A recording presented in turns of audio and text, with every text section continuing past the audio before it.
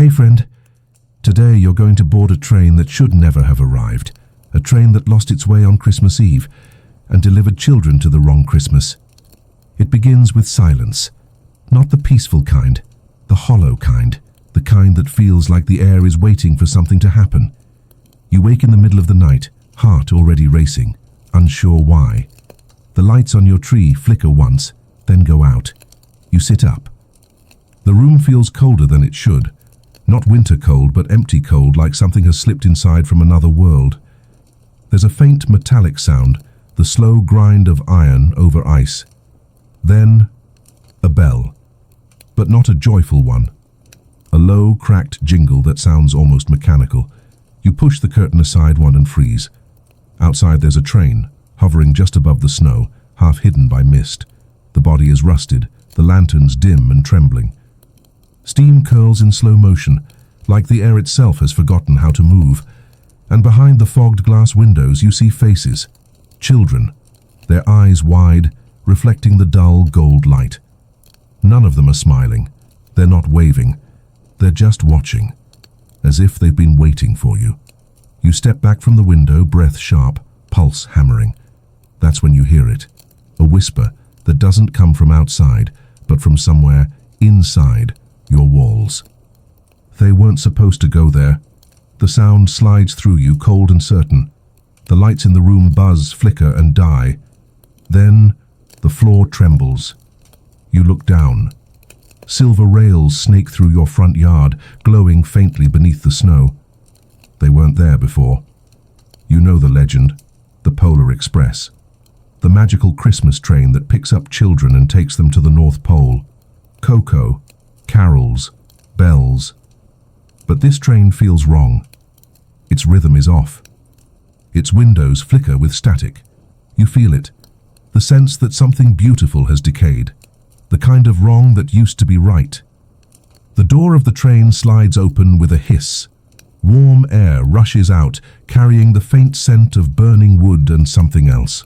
Something metallic, almost bloody. You don't move, but the train does. It breathes, a slow exhale that fogs the glass between you. You think about closing the curtain, pretending none of this is real. But then through the mist, one of the children lifts a hand. Their lips move, no sound, just a shape. Your name. The world goes silent again, and you realize the train isn't waiting for them. It's waiting for you. You step outside without realizing your feet have moved. The door swings shut behind you, muffling the warmth, the lights, the world you knew, like the house itself just let you go. Snow falls in slow spirals. Each flake feels heavier than it should. They land on your coat with a sound, like paper hitting pavement. And the rails, they stretch into the fog like veins, pulsing with a faint hum. The train doesn't make a sound now. It waits, breathing steam like a tired animal. The door is still open, and inside is nothing but shadows. But you swear they're shifting, like something's watching from within, waiting to see if you'll step closer. You do. As your boots hit the rails, a shiver climbs your spine. Not from cold, from recognition. This isn't your first time near this place. You don't remember being here before, but something inside you does. Some buried part, long sealed. You reach the platform, if you can call it that. It's more like an echo of a platform, a memory held together by mist. The wooden planks creak under your weight, though you're sure they aren't real. Not entirely. And then a voice, soft, young, right behind you. Don't go. You whip around. Nothing. Just fog. Then you feel it. A hand, small and cold, wraps around your wrist. You look down. It's a girl, maybe 6, dressed in striped pajamas too thin for the snow. Her face is pale. Her eyes empty. Not scared, not sad. Just emptied out, like someone took the soul and left the shell. I told them, she whispers. I told them not to go through the tunnel. What tunnel? You ask. She doesn't answer. She just looks up at the train, then back at you. You'll see, she says. And then she's gone. Not running, not walking. Just gone like the fog swallowed her whole. You turn back toward the door, The interior is flickering. Lights buzz overhead, the seats are torn, the wood scorched, like this train passed through fire. There are toys scattered across the floor. Old, broken, wrong. A spinning top that spins sideways. A teddy bear with too many eyes. A doll that's humming to itself in a voice that sounds like a dial tone. You step inside. The door slams shut behind you, and for a second you see your reflection in the glass. But it's not moving the same way you are. It lags, then it smiles, and you do not. Then the lights go out, the train lurches, and the last thing you hear before everything turns black is the conductor's voice, calm and echoing. Next stop, the Christmas that never ended. The train moves like it's underwater, slow, weightless, dreamlike. But the pressure in your chest tells you otherwise. You're going somewhere fast and wrong. The windows are no longer fogged, they're black, not night black, void black.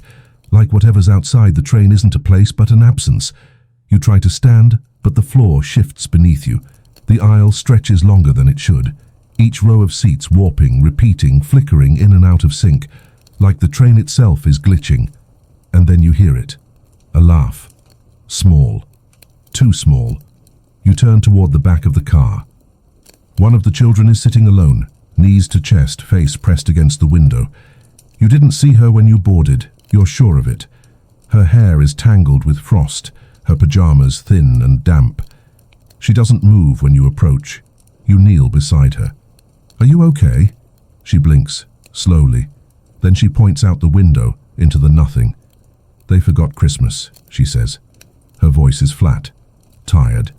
You look outside, but there's still only blackness. Who forgot? She turns to face you. Her eyes are wrong. They did. So it took us. Before you can ask what that means, the train lurches again. Hard. You're thrown sideways, crash into a seat. Lights burst overhead, not flickering this time, but exploding in tiny showers of glass and sparks. Screams echo from farther down the train. Children. You sprint toward the sound, hands gripping seatbacks for balance. Each step feels like a fight against gravity. The air thickens. A scent hits you, burnt pine and old plastic, like melted ornaments and something fouler underneath. You reach the next car. It's colder, much colder. The walls here are covered in wrapping paper, ripped, stained, twitching slightly like skin. Gifts are piled in the corners, but they're all open, torn, empty. Some are moving. And the children? They're standing in rows, silent, still, facing a massive Christmas tree that touches the ceiling, decked in ornaments shaped like eyes. The tree hums. Not musically, mechanically. You realize it's pulsing when in breathing. A voice comes over the intercom, soft, sweet, male. All passengers, please prepare for emotional recalibration. A high-pitched frequency rips through the car. You drop to your knees, clutching your ears. The children don't move, and then the ornaments start blinking, one by one. Each blink in sync with your heartbeat. You crawl backward, gasping, and that's when the conductor steps into the car. His coat is too long. His eyes are stitched shut, and in his hand is a silver punch card, already engraved with your name. The conductor doesn't speak. He doesn't need to. You feel him before he moves, the cold from his coat reaching you like a second shadow. The punch card in his hand clicks once, then twice. With each click, the lights dim more. The blinking ornaments on the tree begin to twitch, the pupils inside shifting direction.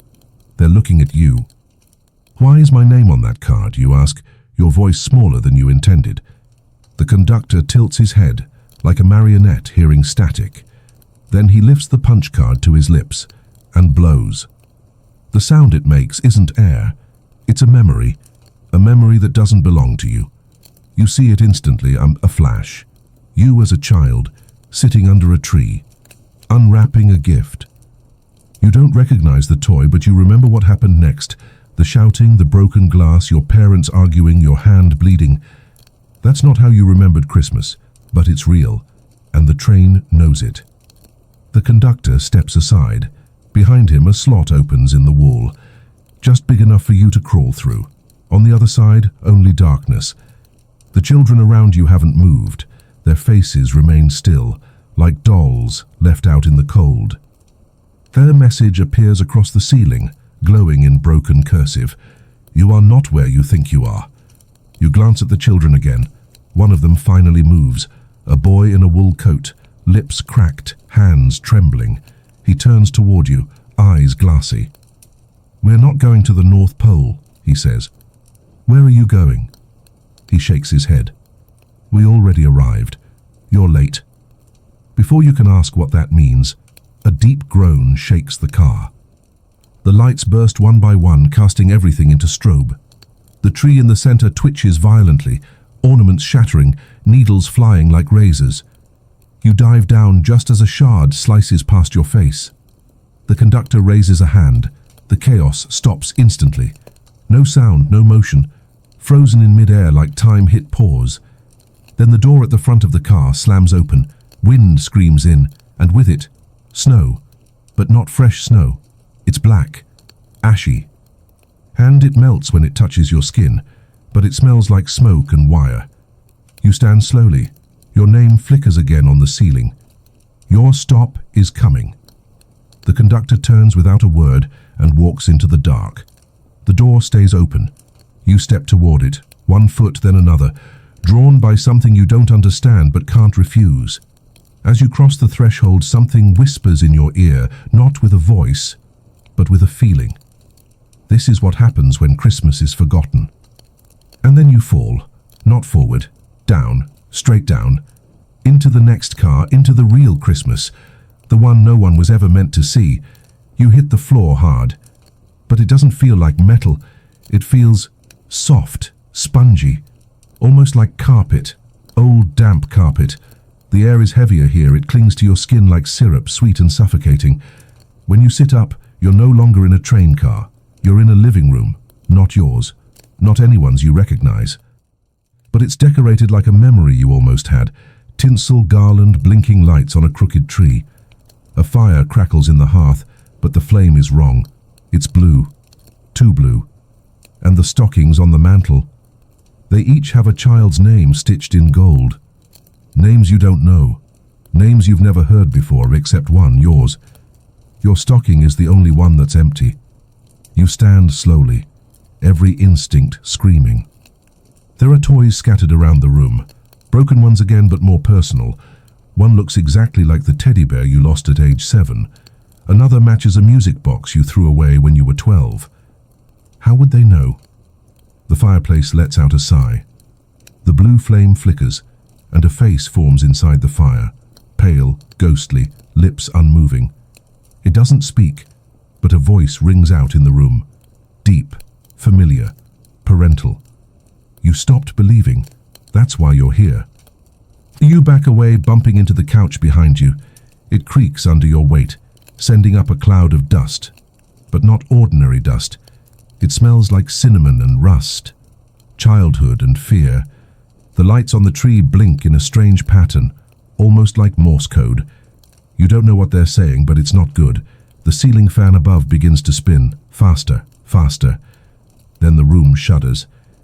It isn't an earthquake. It's something moving outside, something enormous, dragging itself along the roof of the train. You're still inside it.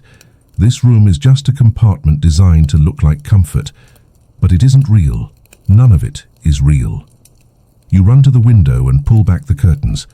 Nothing, just fog, and one red light, far in the distance, hovering in the dark like an eye, watching. You whisper, "Where am I?" The voice in the fire replies calmly, "The wrong Christmas." You turn.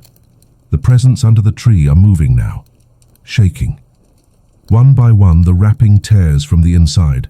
Boxes crack open like eggshells, and from within, something climbs out. Not toys, not people, memories. Twisted, reanimated versions of everything you hated about the holidays. Screaming matches, cold dinners, silent disappointments wrapped in shiny paper. They're crawling toward you now, and smiling. The first one that reaches you is small, a porcelain figurine, cracked down the center, painted like a caroler. Its jaw hangs open too wide, and instead of singing, it hisses static. Another memory follows behind it. A remote control car your uncle smashed after a single use, dragging itself across the floor with a wheezing motor, tires melted to the carpet.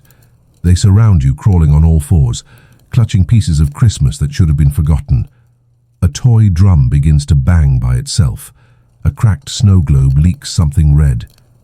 You stumble backward, heart pounding, the voice still whispering from the fire. This is what happens when the holidays are remembered wrong. They curdle. The ceiling fan sparks. The light above you bursts. The room groans like it's tired of holding all this weight. You need to move. Now. You bolt toward the hallway, a narrow corridor just behind the fake fireplace. You don't remember seeing it before, but it's there now, open and pulsing with flickering red light. As you run, the hallway stretches like warm gum. Photographs line the walls. All of them are of you, but not you as you remember. You in moments you've buried. Christmas morning, age 10, eyes puffy, faking a smile with torn wrapping paper in hand. Age 16, the year no one showed up. Your birthday cake in the background, already half eaten, a single plate, one fork. You reach the end of the hallway and throw open the door. Another train car. This one looks like a classroom. Rows of desks, chalkboard at the front, snow falling inside through holes in the ceiling. Children sit perfectly still at each desk, heads down. None are writing, none are breathing. A woman stands at the front, or something shaped like a woman.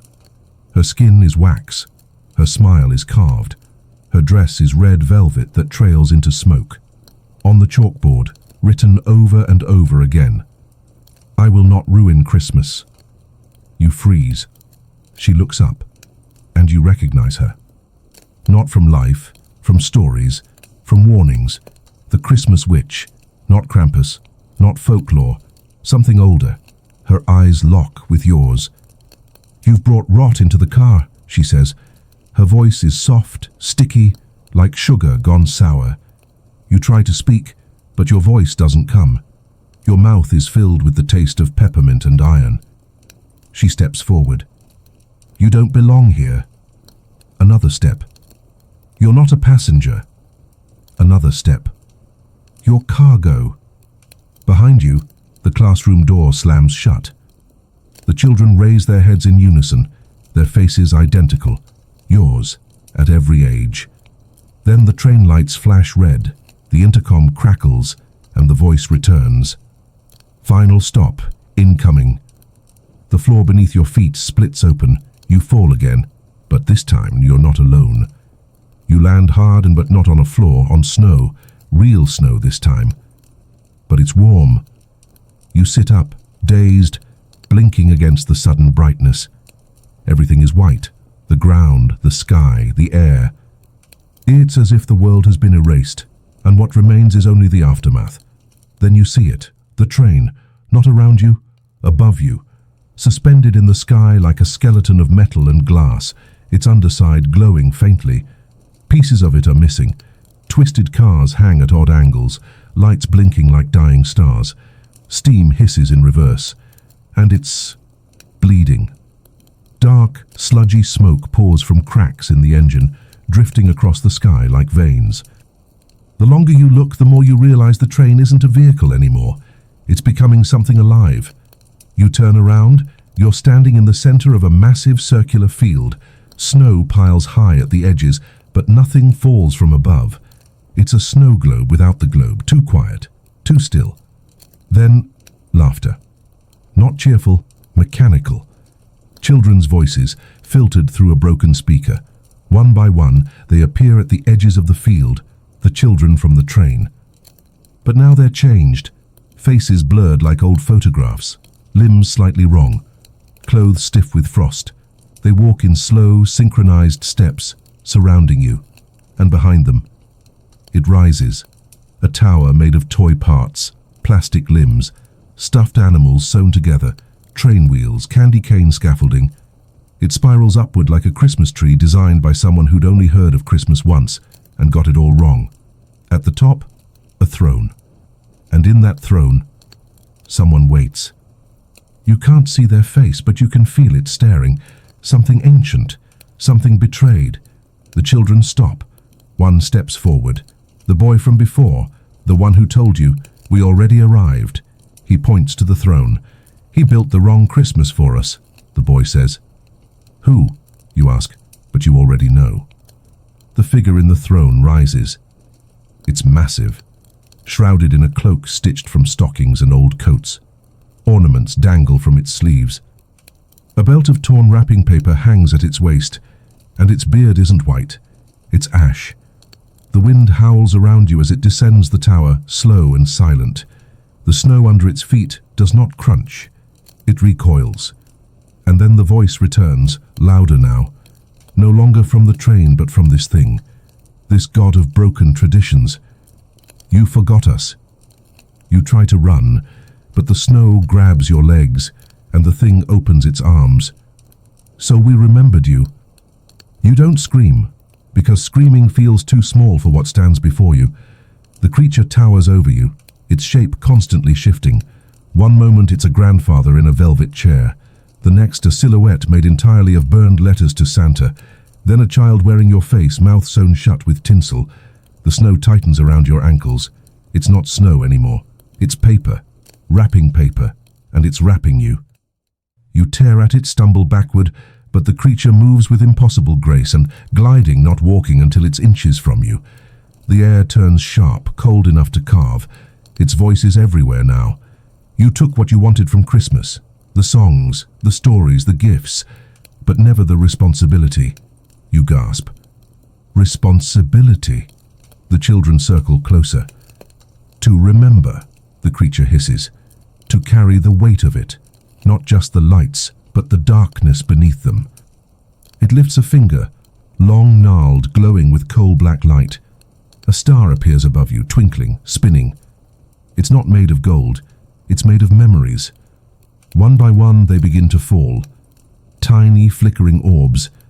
Each one a moment you buried, the gift you faked loving, the year no one called, the silence at the table, the lie you told to feel included. They fall into the snow and melt on contact, whispering as they vanish. You weren't good. You weren't grateful.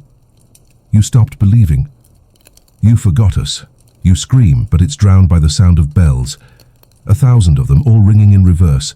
The creature touches your forehead, and suddenly you're not in the snow anymore. You're in your own living room, or some version of it. The lights are blinking wildly. The tree is upside down. The gifts are moving on their own. And your parents, they're there, but they're wrong, frozen, faces twisted in looped expressions of cheer. Like mannequins posing for a moment that never happened. The television flickers on. Your childhood plays, but it's different. The footage is grainy. Everyone is slightly out of sync. And your younger self turns to the camera and says, "Are you happy now?" You back away, trip over a string of lights. The screen shatters. You're back in the snow. The creature kneels in front of you, its stitched mouth pulling into something like a smile. You weren't taken, it says. You were summoned. The children nod in unison. You stare at them, horror blooming. By who? The creature points at your chest. You.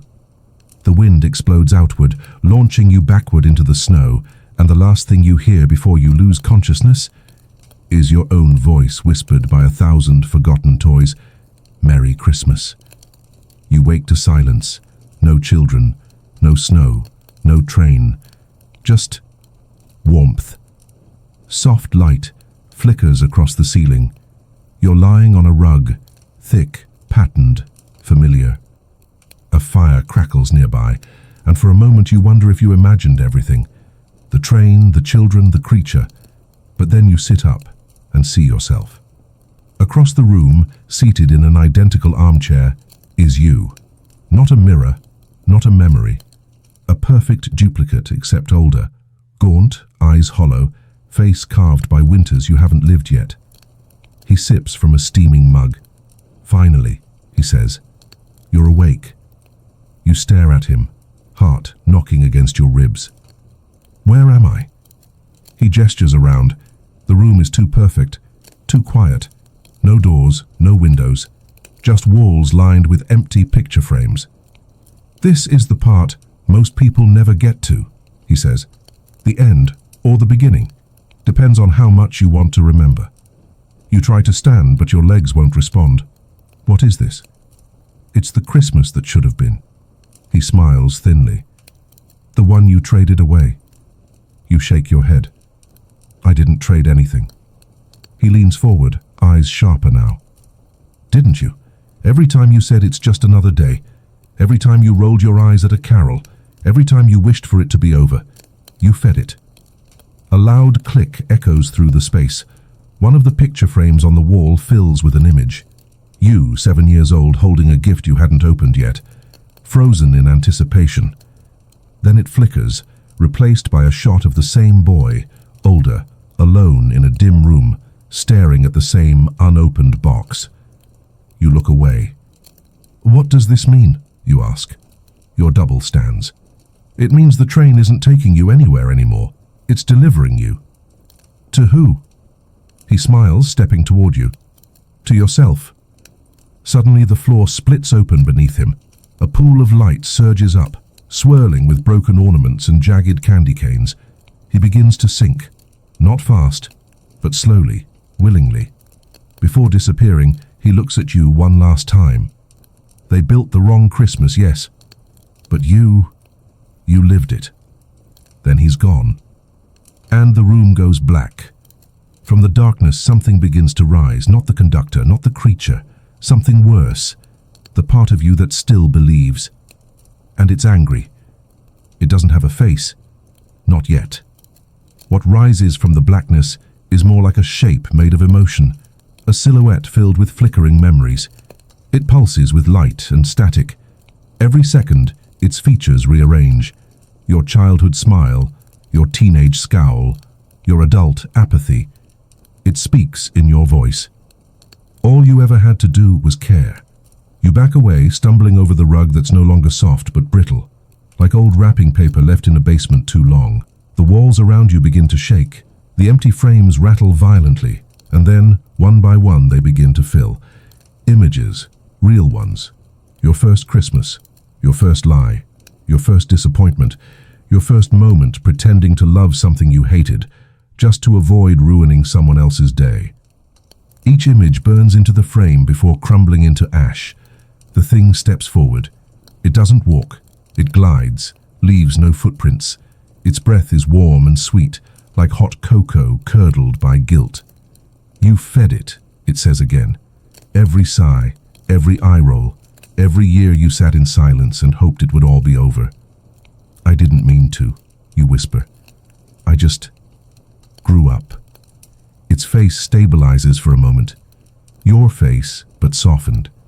A version of you that never let the magic die, that never grew cold. And look what you turned me into, it says. Suddenly the rug splits down the middle. You fall to your knees, but the floor doesn't give. Instead, something rises from it, a gift box, wrapped in silver, no name, no tag.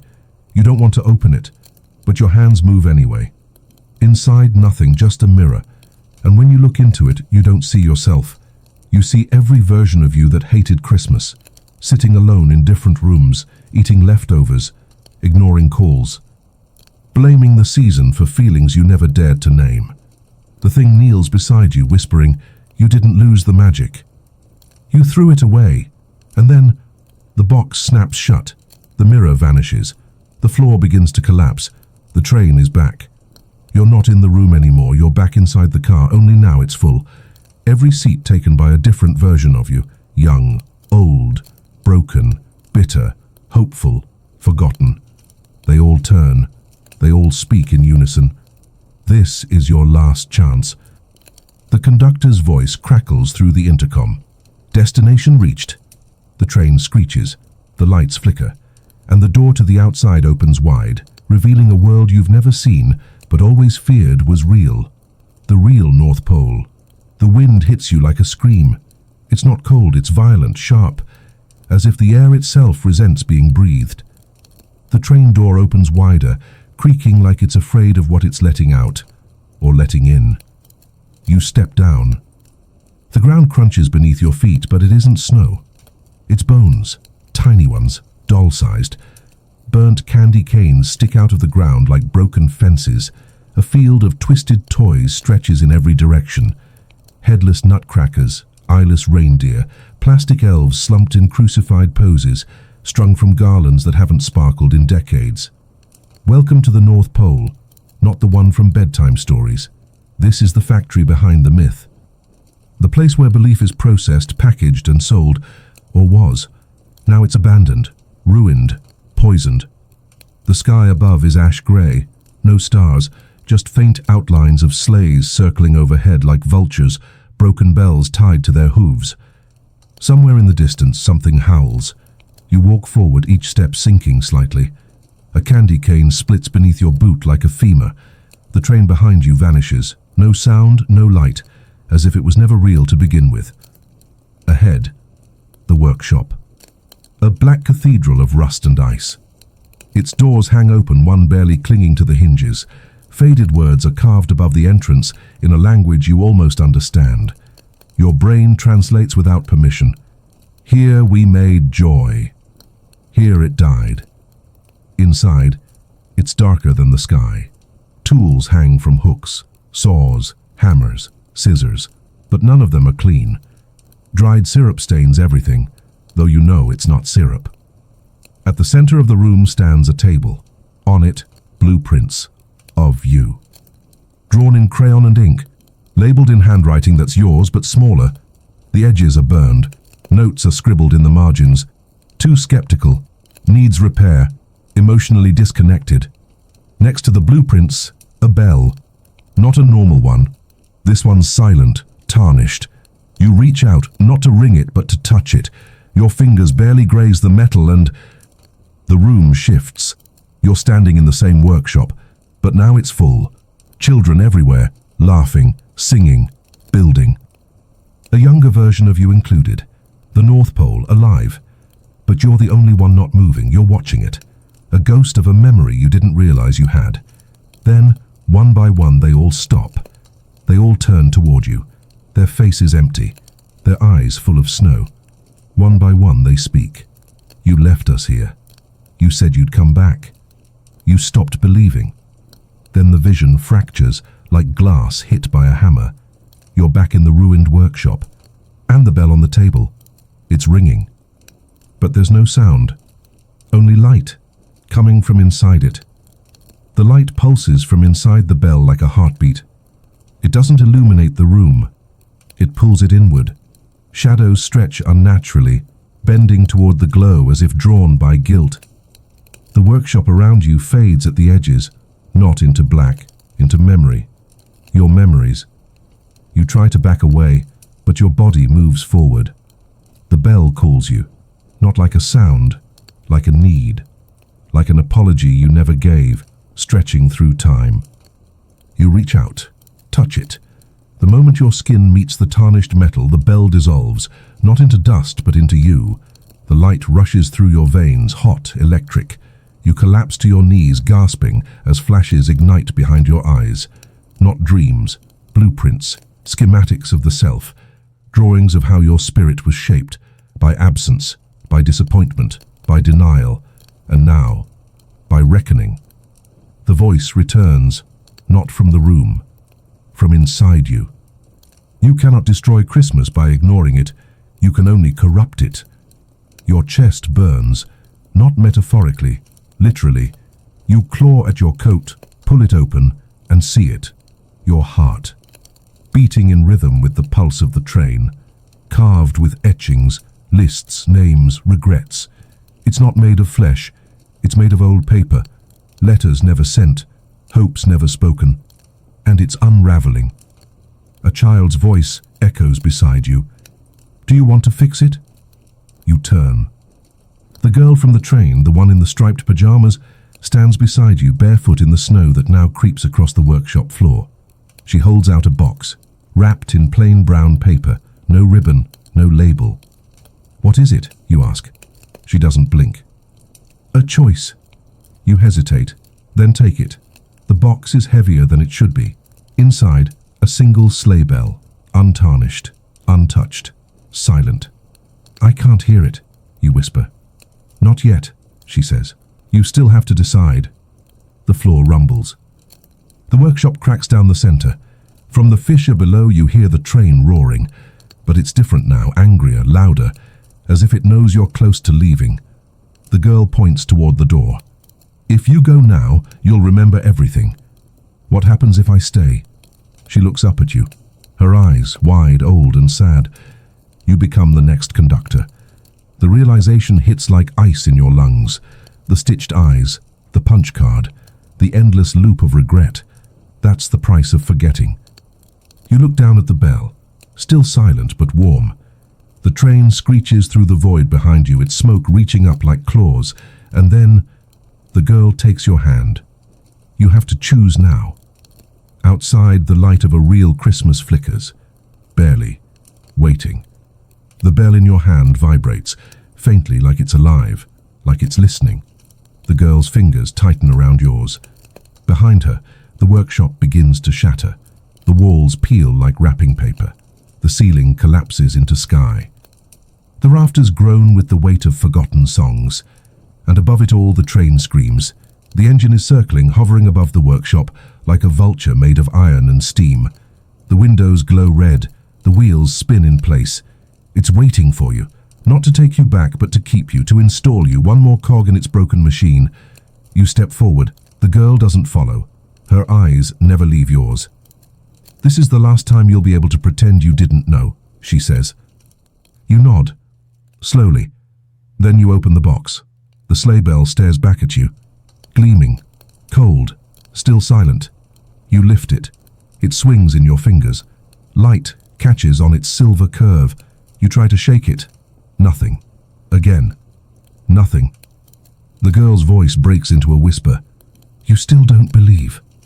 You clench your fist around it, fury rising. I want to believe, you snap. That's not enough, she says, and suddenly you remember. Not just the pain, the small moments, the laughter you ignored, the kindness you shrugged off, the times someone tried to reach you through this season and you looked away. That was the corruption. You didn't hate Christmas. You were afraid of what it would ask from you. You raise the bell again, close your eyes, and this time you don't try to hear it. You try to feel it. A pulse, a promise, a memory. And then it rings. Not loud, not flashy. A single, perfect chime. Clear as forgiveness. The train above lets out a roar, not of anger, but agony. The engine cracks. Windows burst. The red lights flicker violently like a dying star collapsing in on itself. The girl smiles. You're not theirs anymore. The sleigh bell melts in your hand, seeping into your skin like warmth, like breath. And in the distance, you see it. Home. Not the house, not the tree, not the lights. The feeling. Real Christmas. Waiting. The girl begins to vanish, fading like snow in spring. Will I see you again? You ask. She nods, almost imperceptibly. In every good memory. And then you run. Through the burning workshop. Through the howling smoke. Toward the light. Toward whatever's left. Behind you, the train lets out one final cry. A howl. A warning. A goodbye. You sprint through the ruins of the workshop, the world collapsing around you. The train tries to follow, its wheels crash through the snow like thunder. The sky cracks open, spilling shadows instead of stars. Steam pours down like acid rain, melting the bones of old decorations. The train is dying, but it wants to take you with it. You don't stop. Your boots hit ice, carpet, wood, metal. The landscape shifts beneath you, flickering between every room you've ever spent a Christmas in. Warm fireplaces, silent kitchens, that one hospital hallway, that friend's house where you pretended you were fine. It's all there, trying to hold you back, trying to remind you why you stopped believing in the first place. But the bell still echoes in your chest. That single perfect chime, small but real. The sleigh bell doesn't ring again. It doesn't need to. You reach the hilltop. Everything below glows, golden, flickering. Not heaven, not magic. Just real life, unfiltered, imperfect and waiting. A small house, a crooked tree, a light in the window, a chance. The train screams behind you one final time. You turn to face it. It's not flying anymore. It's crumbling. Car by car. The children are gone. Freed. The seats are empty. The engine groans like it's been carrying this weight for centuries, and then it speaks, one last time. The conductor's voice, stripped of its menace, reduced to a whisper. Tell them we tried. The engine collapses into ash. The rails vanish. Silence returns. You stand alone on the hill. No monsters, no ghosts, no mirrors, just breath. You walk toward the house. Each step feels like permission. The snow here is real, cold, soft, alive. Your hand trembles as it reaches for the doorknob. Inside, warmth, not heat. Warmth, voices, laughter. Nothing staged. No perfect harmony. Just the sound of people trying. You step inside. No one turns to stare. No one demands an explanation. Someone hands you a cup of cocoa. It's too sweet. The lights on the tree blink out of sync. A child knocks over an ornament. Someone starts singing the wrong verse. And somehow, it's the most beautiful thing you've ever seen. You sit, you breathe, and you realize you never had to believe in Christmas. You just had to let it believe in you. Outside in the snow, the echo of a sleigh bell rings once and fades. You stay in the house longer than you expect. Time passes without keeping track. No clocks, no countdowns, just moments, quiet ones, laughter that doesn't need to mean anything. The kind of joy that doesn't announce itself. You don't ask whose house it is. It doesn't matter. The people inside are a blur. Familiar enough to feel safe, unfamiliar enough to feel like dreams you haven't had yet. A woman hums while wrapping a gift. A boy builds something from scraps on the floor. An old man fixes a broken string of lights by breathing on it. You sit by the window. The snow falls differently now, not upward, not sideways, just gently, the way it used to before things got complicated. And then you see it. Far in the distance, just at the edge of the tree line, as you shimmer. Not the train, something smaller. A figure, alone, watching. You squint. It's you. A version of you, young, maybe 7, maybe 8, wearing pajamas, holding a stuffed animal you don't remember keeping. His eyes meet yours. He doesn't wave, doesn't smile, just watches. And then he turns and walks into the woods. You should let him go. But you don't. You rise, gently set the cocoa down, and step out into the snow again. The cold bites. Not painfully, just enough to remind you that comfort can't last forever. You follow the footprints through the trees, the hush of branches above cradling the path. The world narrows. The snow deepens. The silence grows warm again, not because of temperature, but truth. Eventually you find him, your younger self, kneeling at a buried signpost. You wipe away the snow.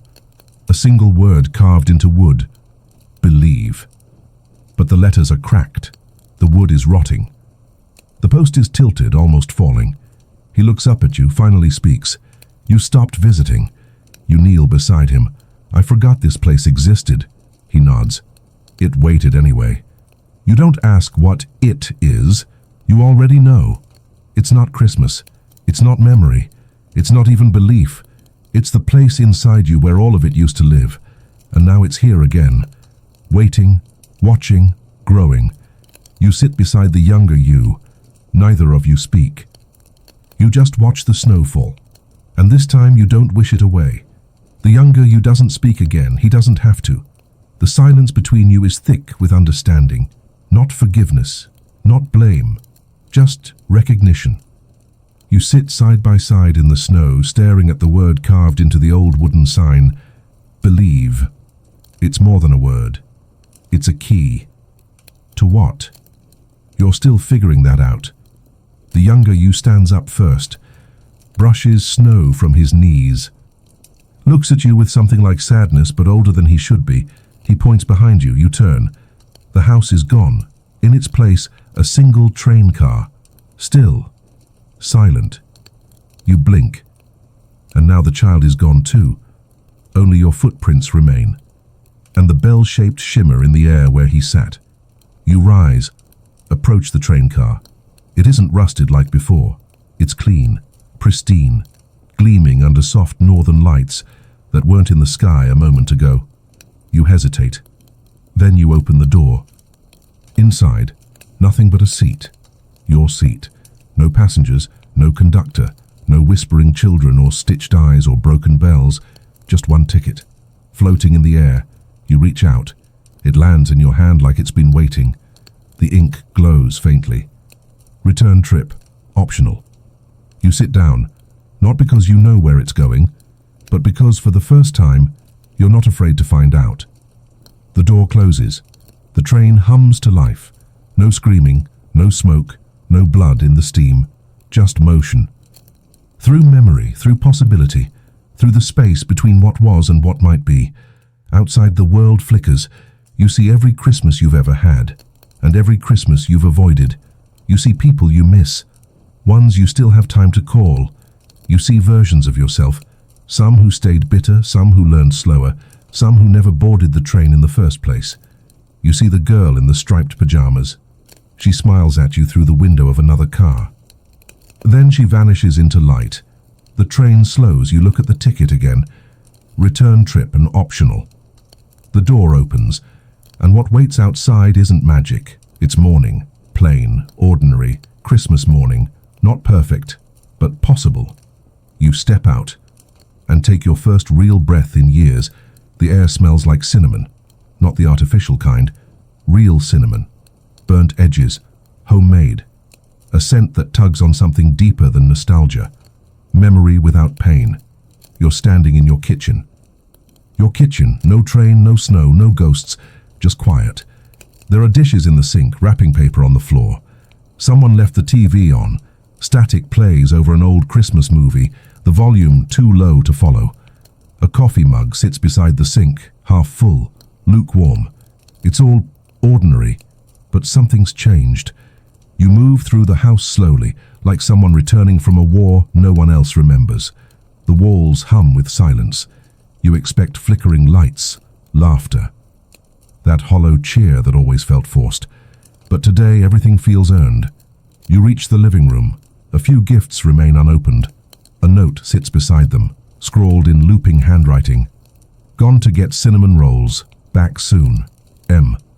You don't know who M is, but part of you does. You sit on the couch. The cushions dip in the same familiar way. The tree is crooked. One ornament is shattered beneath it, a glass angel, broken at the wing, but the lights still glow. You pick up a photo from the side table. It's one you've never seen before, you, younger, smiling. A real smile. Not wide, not fake, just content. Beside you, the girl in the striped pajamas. She's holding your hand. You blink, and the photo is gone. Just a blank frame now. The bell in your chest rings once, softly. Internally, you close your eyes. For a moment, you almost drift back. To the train, to the workshop, to the field of ruined toys. But it doesn't pull you. It releases you. You exhale. Someone opens the front door. Footsteps. A bag rustles. A voice hums a broken melody, out of tune, but perfect in its imperfection. "Hey," the voice says. "You're up." You look over your shoulder. It's someone you love. You don't remember how you lost them, or if you ever did. All you know is they're here now, real, not dream-framed or faded. They hold out a cinnamon roll, still warm. You take it, you bite into it, and for the first time in years, maybe ever, you taste it. Not the sweetness, the care, the moment, the choice. Outside, snow begins to fall, the right way this time. You finish the cinnamon roll. Every bite tastes like something you never let yourself have.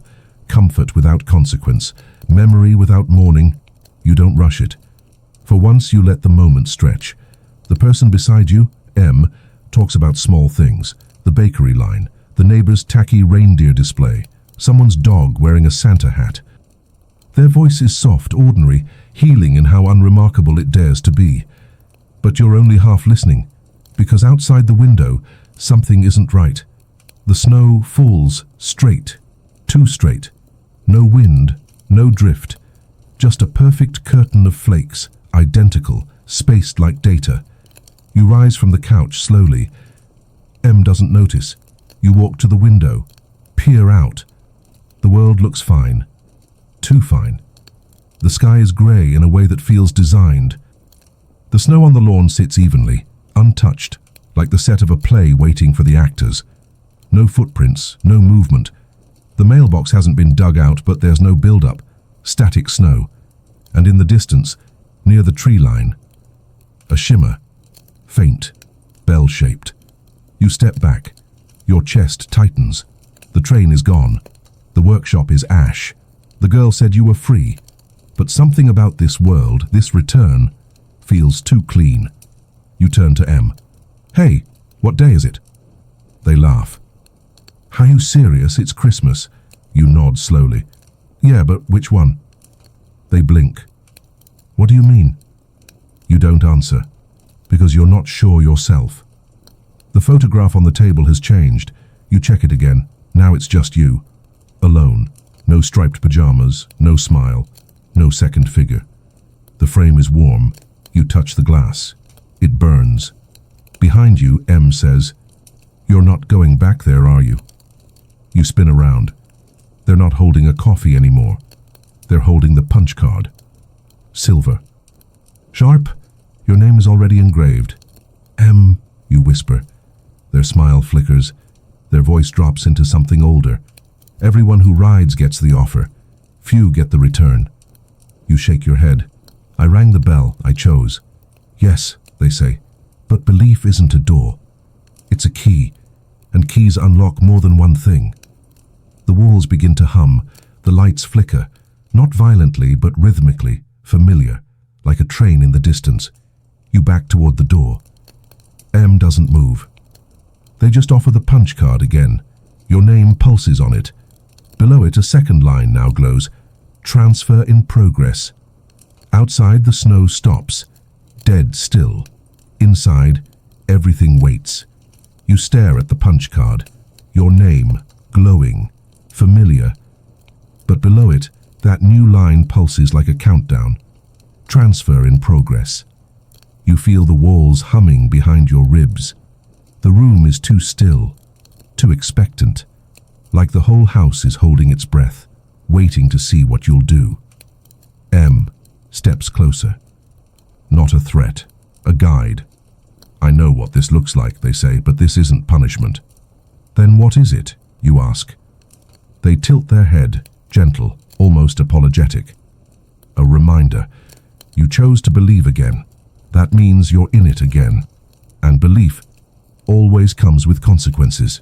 The punch card pulses. You step back. I thought I left all of that behind. You did, M says. But belief isn't about leaving, it's about carrying. The windows begin to flicker, not with light but with images. Tiny loops of Christmases that weren't yours. Others. People you don't know. Faces flicker by. A boy lighting candles alone. A woman knitting beside a radio. A man sitting by a broken heater, laughing anyway. This isn't your world, you whisper. M nods. It's everyone's. And suddenly, you understand. The Polar Express. It wasn't broken. It wasn't cursed. It was overloaded, with the weight of too many forgotten joys. Too many discarded memories. Too many people whispering it's just another day while part of them still hoped it wasn't. And now, you're part of the engine, not bound to it, but responsible for it. You walk to the window. The snow has stopped. The sky is empty. But the shimmer still hangs above the trees. The bell-shaped pulse. Waiting. M offers the punch card again. This time you take it. It's light in your hand. Lighter than guilt. Heavier than denial. On the back, new text etches itself in. Conductorship eligible, yes. You look at M. Is this forever? They smile, softer now. No. Just every December. You laugh. Not because it's funny, but because it's the first thing that makes sense. I still don't know how to fix any of it. M shrugs. You don't have to fix it. You just have to ride. Listen. Watch. Remember. The air shifts. Your house blinks. Out of existence. You're back in the train car. This time it's different. Brighter. Alive. Children laugh somewhere behind you. And in your hand, a conductor's hat. One size fits only those who've been broken open and chose to care anyway. You slide it on. The intercom crackles. Your voice speaks back at you. Welcome aboard. The seat under you adjusts, not mechanically but intuitively, like the train itself is learning your shape. You glance at the controls. They don't make sense, not at first. There are no levers, no screens, just tokens, stacks of old letters, cracked ornaments, wrinkled photographs, snippets of carols carved into metal. It's not a dashboard, it's an altar. The train moves, smoothly, as if it knows exactly where to go, because you do. Somewhere deep in your chest, behind the bell's echo, you feel the coordinates lock in. Outside the window, the world ripples, and then you see it. The next house, small, dark, still. No lights, no tree, no music. Just one child, alone on a porch, pretending they don't care that everyone forgot. You know that face. You've been that face. The train slows, steam exhales like breath in the cold. A punch card floats gently down onto the console. You pick it up. No name, not yet. You slide it into the new slot. The train door opens. You don't have to say anything. You just wait. The child looks up, hesitates, then steps forward. Inside. You guide them to their seat. No speech, no magic words, just presence. They sit. They don't smile. But their shoulders soften. They're not alone anymore. The train hums again. Another destination pulses into your chest. Another passenger who's ready, but doesn't know it yet. The lights in the car shift. Warm. Distant bells echo. Not haunting. Calling. And slowly, row by row, the seats begin to fill. Not all with children. Some are older, teens, adults, elders, people who forgot, people who gave up, people who almost stopped trying. One by one, they return. The engine doesn't groan this time. It sings. And in that song you hear pieces of everything. The click of tape on gift wrap, the laugh of someone you lost, the hush before the snowfall, the silence that used to hurt, now wrapped in peace. The train begins to climb, not through mountains, through memory. And the higher it climbs, the more real everything becomes. You're not escaping anymore. You're delivering something. Not presents, not miracles. Just a reminder. That belief is a ride. And someone's always driving. You glance at the hat in your lap. It doesn't say conductor, it says keeper. Of what? Of wonder, of sorrow, of the weird, quiet, aching hope that maybe, just maybe, this year will feel different. Outside, the tracks shimmer ahead. A new name appears on the next punch card. It's time. You smile. Next stop. The forgotten ones. The train drifts above the clouds now. There are no tracks here. Just belief, thick as fog, pulling the engine forward like a pulse through muscle. Below, city lights twinkle like scattered ornaments, but the sky above is silent. Too silent. You glance at the next punch card. No name. No address. Just a question. Do you remember the one who disappeared? The console dims. The train shudders, just slightly, like it's unsure or afraid. Passengers shift in their seats. Some whisper, some grip the arms of their chairs. The air inside the car chills, not temperature, but energy. Something is missing. You stand. The bell in your chest rings once, not a chime, a warning. The train begins to slow, but you haven't told it to. You look out the window. There's no house, no porch, no child waiting. Just a void. A vast space between time and memory. Like a cul-de-sac for forgotten souls. It doesn't glow. It absorbs. A faint shape floats at its center. A door, standing alone. Wood splintered. Hinges rusted. Hanging in mid-air. The intercom crackles. Not your voice this time. Hers. The girl in the striped pajamas. If you open that door, she says, you'll remember everything, even what you shouldn't. You hesitate. The console pulses. The punch card burns gently in your hand. Not painfully, more like anticipation. You turn to your passengers. They're all watching you now, not begging, trusting, waiting. You step toward the front of the train. The air thickens. Every step feels heavier, like you're walking through syrup made of grief and sugar. The door looms closer. No frame, no sign, just one phrase carved across the wood, the one we couldn't bring back. Your hand shakes, you reach for the knob, the train groans unpleading, but it doesn't stop you. You open the door and see yourself, alone, in a version of the world that never moved on. Still sitting in that dark living room, still pretending the holidays don't hurt, still telling people it's just another day, still wearing the same expression. Gone.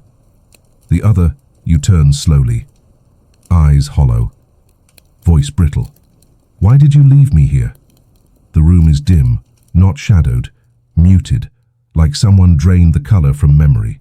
The couch is the same, the rug, the empty plate on the coffee table, a half-wrapped gift. No lights, no tree, no music, just you, the other you. Still here, still stuck.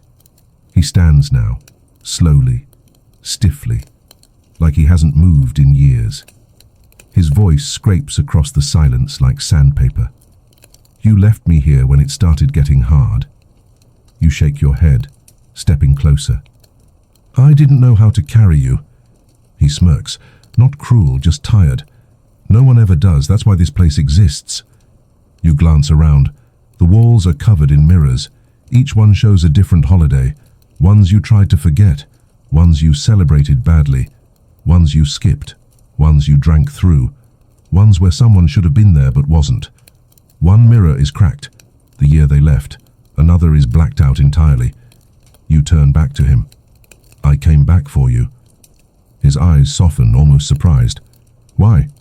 Because you believed even when I didn't. You kept the light on. He laughs.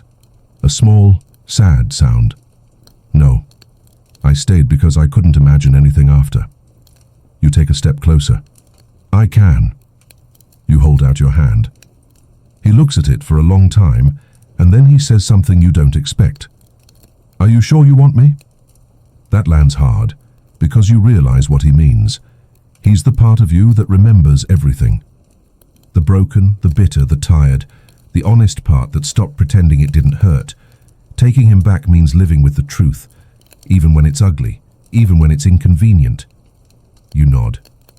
Yeah, I do. He exhales and steps forward. As your hands touch, the mirrors begin to shake. One by one they shatter, but not from damage, from release. Memories fly past you in flashes. The first gift you gave and meant it. The first time you laughed and didn't feel guilty. The first moment you realized you were allowed to grieve and still love the season. The other you begins to fade, not vanish, merge into you. Not a replacement, a reunion.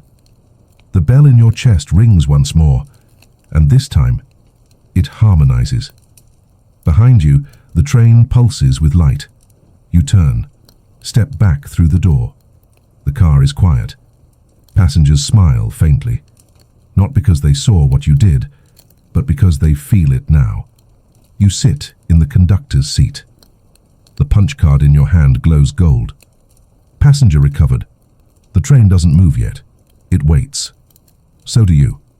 Not for a sign. For the next name. The punch card in your hand turns cold. Not threatening. Reflective. The kind of cold that slows you down just enough to think, to feel, to remember. The gold glow fades. New text burns into the surface. What would you have changed? The train doesn't move. The lights dim to a low pulse. The passengers murmur behind you, softly. Like wind through pine needles. Some of them are crying, others are smiling. All of them are waiting. You grip the card tighter. What would I have changed? The words echo, not out loud, but inside. And suddenly, you're not in the conductor's seat anymore. You're back. In your childhood bedroom, but older. You're standing in a space shaped by memory, but built by hindsight. The walls are faded posters. The floor is carpet that never quite stayed clean. The bed is unmade. A string of lights flickers above the window. One bulb always burned out. A version of you sits on the floor. Teenage, frustrated, guarded. They look up. You're back again, they say. You nod. Not to fix it. Then why? To ask you something. They laugh. Does it matter? You're already gone. I came back, you say. They roll their eyes, and you think that makes it better. You don't argue, because they're right. It doesn't fix anything. It can't. But that's not the point. I'm not here to erase what happened, you say. I'm here to carry it better. Tinu stares like no one's ever said that before. Silence blooms between you, and then they whisper, if you could have changed one thing, what would it be? You hesitate, not because you don't know, because you do. You walk to the window, push aside the curtain. Outside it's not a yard. It's a carousel of lost moments, blurred memories spinning on a loop. The phone call you missed, the gift you gave too late, the apology you never made, the person who stopped waiting. I would have spoken up, you say finally, said what I really felt, even if it ruined the moment. Teen you stands, steps beside you. I would have let people in, they add, even if I didn't know how. The carousel slows. One memory lingers.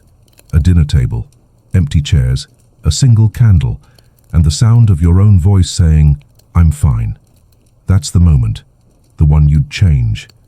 But now you don't have to, because you remember it fully. And memory, when honored, becomes redemption. The room fades, the train returns, you're in your seat. The card in your hand shatters, not violently but gently, like it was always meant to. The intercom hums, your voice steadier now. Next stop, reconciliation. The train moves again, but this time there are no tracks. It floats, through sky, through memory, through something deeper than time. The kind of space only belief can cut through, and only regret can navigate. The passengers are quiet now, not asleep, reflecting. You feel it in the walls, the way the windows hum, the way the car expands and contracts like lungs. This isn't a ride anymore. It's a ritual. You walk down the aisle. Each passenger meets your gaze. Some nod. Some look away. Some hold photos in their hands, people they lost, versions of themselves they stopped becoming. Each of them carries something invisible. And yet, here they are, riding with you, because they chose to remember. At the end of the car you stop. There's one last seat, empty, not just vacant, missing. You reach out, run your hand along the wall behind it, and feel the truth press back. This seat was never filled, because it was reserved for someone who never got on. The intercom crackles. The girl's voice returns, softer than before, almost ashamed. We couldn't reach them. You sit in the empty seat. It molds to you, cold, hollow. The bell in your chest rings once, a different tone now, mourning. Not for you, for them, the ones who needed this ride more than anyone and never boarded, the ones who disappeared quietly into their own silence, the ones who stopped hoping someone might knock on their door, the ones who stopped leaving it unlocked. You lean back, close your eyes, and for the first time, you let yourself grieve, not for a person, for the space they left behind, for the unopened gifts, the unread letters, the seat at the table that became a decoration. The message you almost sent, you open your eyes. A new punch card appears in your lap, no name, just a date. December 24th, 1997. A Christmas you don't like to think about. You stare at it. Try to remember what happened. Then it hits you. Who didn't show up? Who said they would? Who never did again? And who you never forgave? Not really. The train slows. A platform forms outside the window. Snow, blue light, a door. You stand, card in hand, and walk to the exit. The train doesn't stop you, because it knows. Some stops aren't about pickups. They're about letting go. The snow crunches under your boots like bones wrapped in frost. You step off the train and onto the platform, if it can even be called that. There's no station, no signs. Just a single light post, flickering like it's remembering how to shine. Beyond it, a house. one you haven't seen in years. Not because it vanished, but because you chose not to go back. You know the layout before you walk in. The color of the walls, the sound the floor makes when you hit the third plank near the kitchen, the creak of the old cabinet that never quite closed, the perfume someone used to wear. You also know who's waiting. You walk slowly. The snow doesn't fall here, it hovers. Time folds in the air, sharp and reverent. When you reach the door, you stop. There's no bell, no wreath, just a scratch on the wood where someone once kicked it during an argument. You raise your hand. But before you knock him, it opens, and they're there, exactly as you remember, not older, not younger, frozen in the version your mind kept, the version right before they disappeared from your life, by accident or choice or silence or time. Their face is calm, yours isn't. You want to say everything, but all that comes out is, "I thought I'd never see you again." They step aside, you walk in. The house is warm, but not magical. It's real. Faint music plays from the radio. A tree flickers quietly in the corner. No ornaments, just lights. On the table, cocoa, one mug. You sit across from them. Neither of you touches the drink. They speak first. "I waited." You nod. "I was scared." "Of what?" You exhale. "That I'd remember what it felt like to have you here." They nod slowly, and then ask, "Why now?" You look around the room, then at your own hands. "Because I'm finally strong enough to be broken." Silence. Then something incredible. They reach across the table. "Take your hand." No magic light, no dramatic swelling music, just contact, human and whole. They smile, and for the first time since you stepped off the train, you feel it. Peace that doesn't numb, peace that aches, because it costs something to heal. You sip the cocoa, it's bitter, perfect. They don't vanish, they don't transform, they just sit with you, like a ghost finally allowed to rest without disappearing. Outside, the train whistles softly. It doesn't rush you. It knows this is the stop you needed. You look back at them. "Can I come again?" They nod. You never really left. You step outside. The snow is still waiting, like it held its breath while you remembered how to grieve, or maybe how to forgive. The house doesn't disappear behind you, it stays, because healing doesn't erase the past. It anchors it. The platform hums beneath your boots as you return to the train. The car door is open, warm light spilling out like a welcome that's been held for too long. You board. And something's different. The passengers feel it. You haven't said anything, but the moment you re-enter the car, they all look up. Their faces relax, their hands loosen. A quiet understanding travels the aisle like a breeze. The conductor came back, changed. You sit in the front seat. The punch card from that stop remains in your hand, but it's blank now. The date gone. The name gone. Just one word carved in the center. Kept. You don't need to file it. You don't need to burn it. You just hold it. A soft glow returns to the dashboard. Another card slides forward. This one is different. No glow, no name, no stop. Just a symbol. A single sleigh bell drawn in gold ink with a crack running through its center. You pick it up. The train doesn't move. You hear footsteps, slow, measured, coming from the back of the car. You turn, and someone walks toward you. They wear no coat, no shoes. Their eyes are wide, not frightened but new. A child, no older than 9. You've never seen them before, but they know you. They stop in front of your seat and whisper, "I wasn't on the list." You nod slowly. Sometimes the list misses people. They offer you a box, small, wrapped in black paper, no bow, no tag. Inside, a mirror. And in the reflection, not you, not now, but someone you haven't met yet. Someone you'll need to become.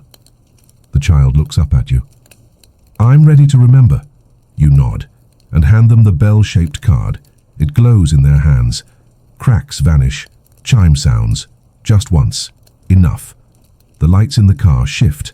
A new pulse hums beneath the floor. The train begins to move. You don't tell it where to go, it already knows, and so do you. Because belief isn't a destination, it's a direction. And tonight, you are headed toward the place no map dares name. But everyone hopes exists. The train's rhythm changes. It's subtle at first, a quiet shift in the cadence of the tracks. Then the hum thickens, the lights dim, not from power loss, but reverence. You're approaching somewhere sacred, not beautiful, not safe, but holy, in the way broken things sometimes are. You glance out the window. There's no landscape, no snow, no sky, only glass. Infinite panes of it, stacked like sheets of frozen time. Each one reflects a different version of the train, running parallel across dimensions. You see yourself at every age, some with the conductor's hat, others still staring out the window, waiting for permission to feel something again. The child beside you, the one who wasn't on the list, watches silently. Their eyes track each reflection with eerie calm. They're not confused, they're remembering. You turn back to the dashboard. A new card appears, blank, but warm.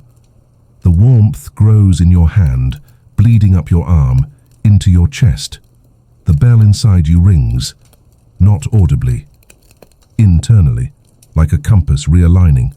The intercom crackles, but no voice comes through.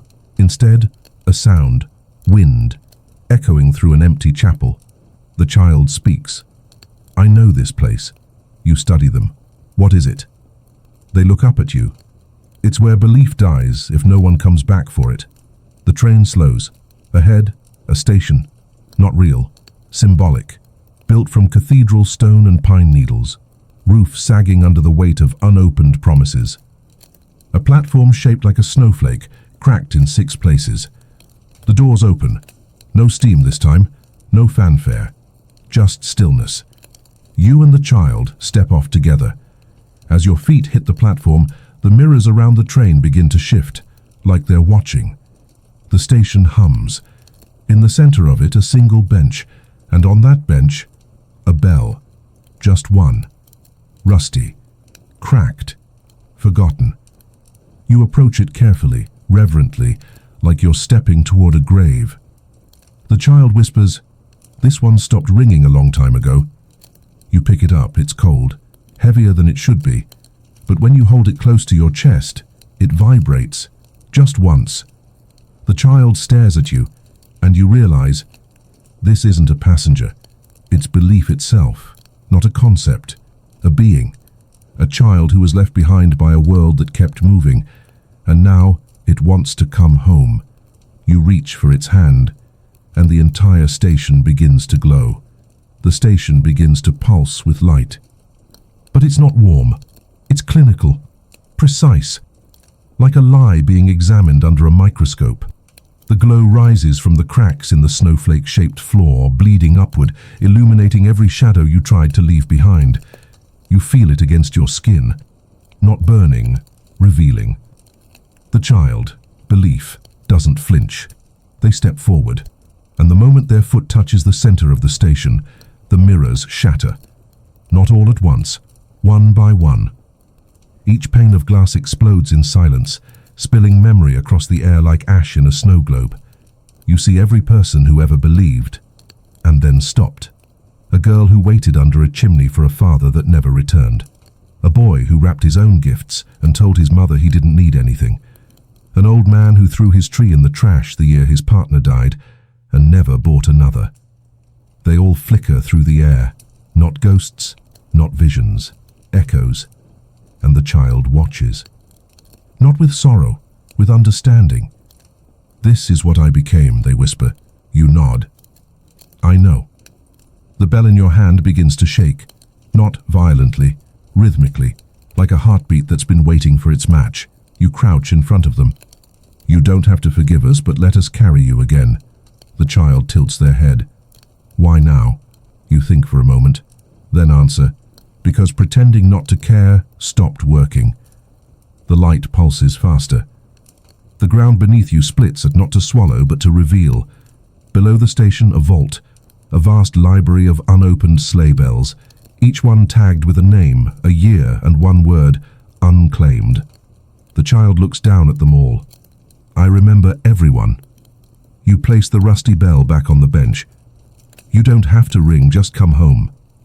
A long pause. Then they nod and take your hand.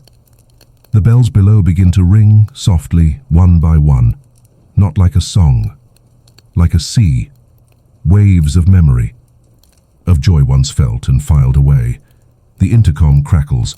The train is ready. You guide the child back to the platform edge, and as you board together, the air changes. Every passenger feels it. Not relief, not celebration, restoration. You're not the conductor of a ride anymore. You're the custodian of a second chance. The door closes. The child sits beside you, and the train begins to climb. Through snow, through light, through the hollow places that belief used to echo, now filled again. The train climbs in silence, too much silence. Even the children, even the ones who cried or laughed or whispered songs, have gone still, as if they sense it too. Something is watching the train, not from outside, from ahead. The windows start to frost over, but not from cold, from memory. Frost crawls across the glass in shapes, symbols, words you've seen before, in dreams you thought were meaningless. Don't forget us. We remember the fire. Belief must pay. You touch the nearest window. The frost bites, and beneath it, the faint outline of a figure.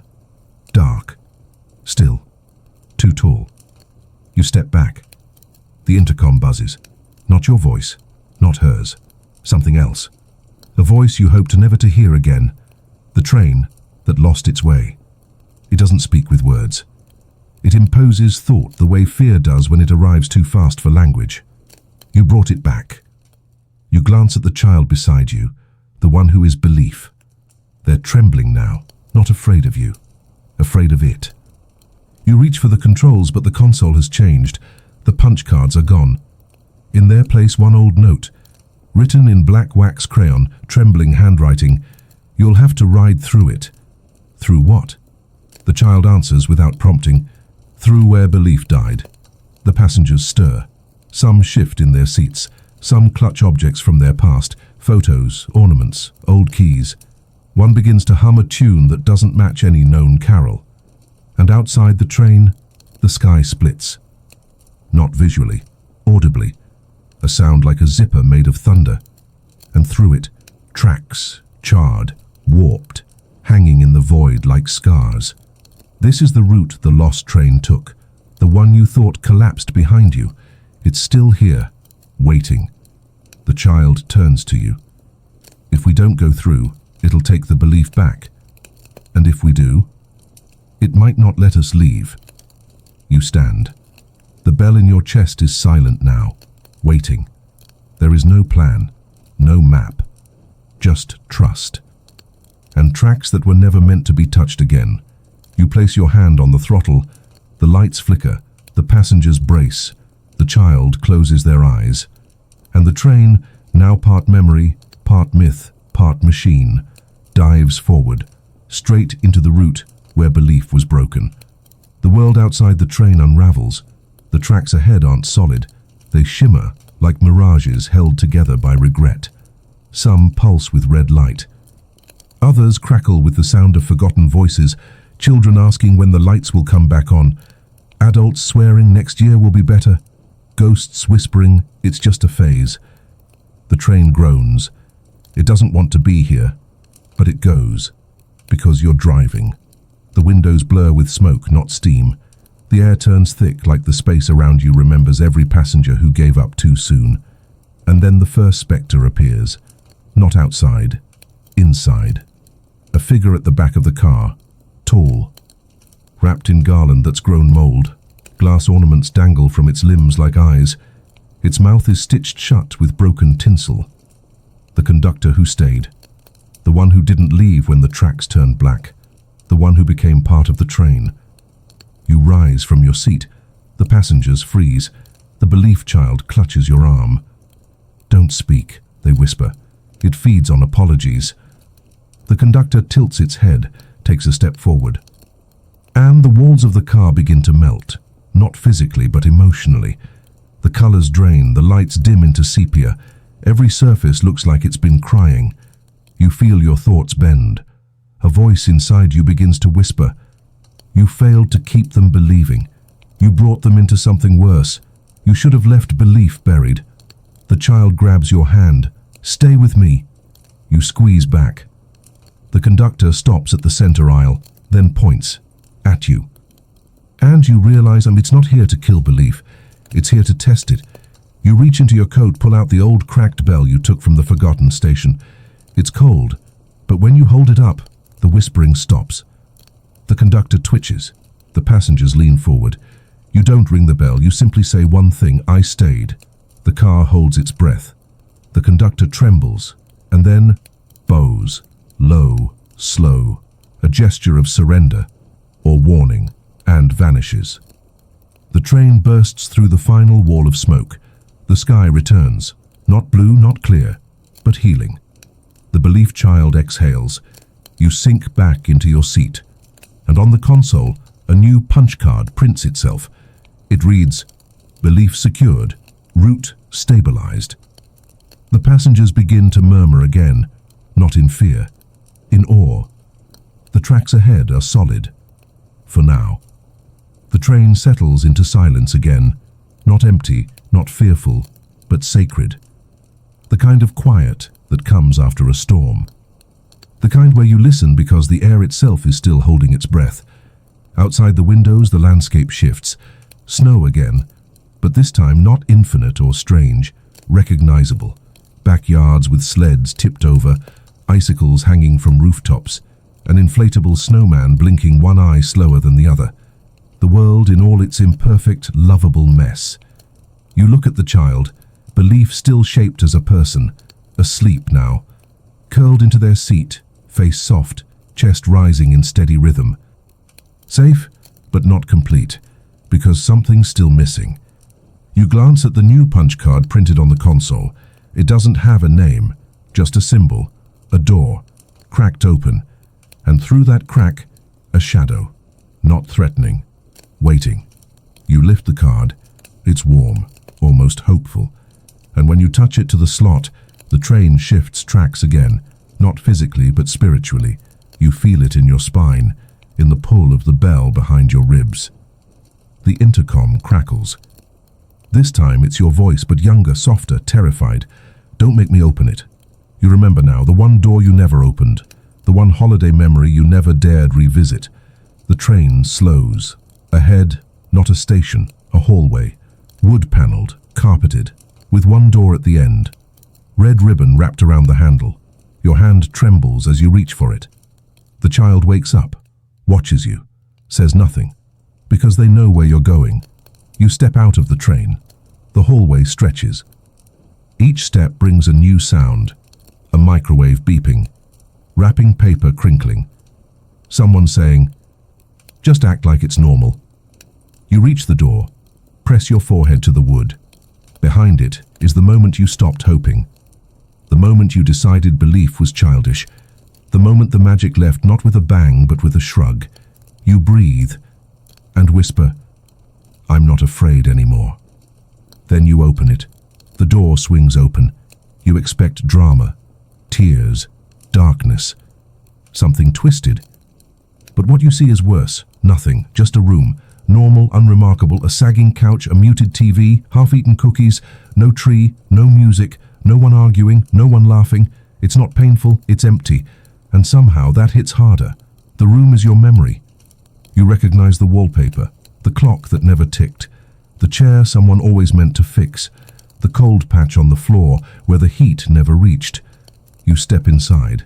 The air smells like old tinsel and silence. On the far wall, a calendar. December 24th, circled, faded, forgotten. You walk to the center of the room. The belief child follows you in, silent, reverent. They don't belong here, but they came anyway, because this was the moment you gave up. Not because someone hurt you, because no one came, no one showed up, no one noticed the silence, and you pretended not to care. You turn in slow circles, taking it all in, the stillness, the aching normalcy. The way no one ever yelled, but also never tried. You walk to the couch and sit. The belief child joins you. You speak without looking at them. I waited all day, and nothing happened. They nod. And you told yourself you didn't care. You smile, bitter. I said I was too old for it anyway. The child reaches into their coat, pulls something out, a small gift, wrapped in plain brown paper. They set it on your lap. You stare at it. Then ask, "Why are you giving me this now?" Their voice is quiet. "Because you needed it then." You unwrap it slowly. Inside, a photo, not of someone else. Of you, young, eyes wide, holding nothing, but hoping anyway. You feel the sting behind your eyes. Not sadness, recognition. You hand the photo back to the child, but they shake their head. It's yours. You look around the room one more time. The furniture's still sagging. The air's still stale. But something's changed. It's seen now. You stand, take the photo, hold it to your chest. The bell inside you rings. Once, clear, true. You walk back through the door, back to the train, and as you board, the hallway behind you crumbles, not into ash, into light, the kind of light that memory becomes when it's finally been faced. The child returns to their seat, and the train begins to rise, again.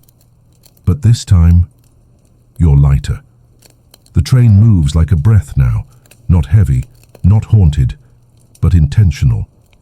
The rhythm of motion isn't mechanical anymore, it's organic, like the train is a living thing relearning how to move without fear.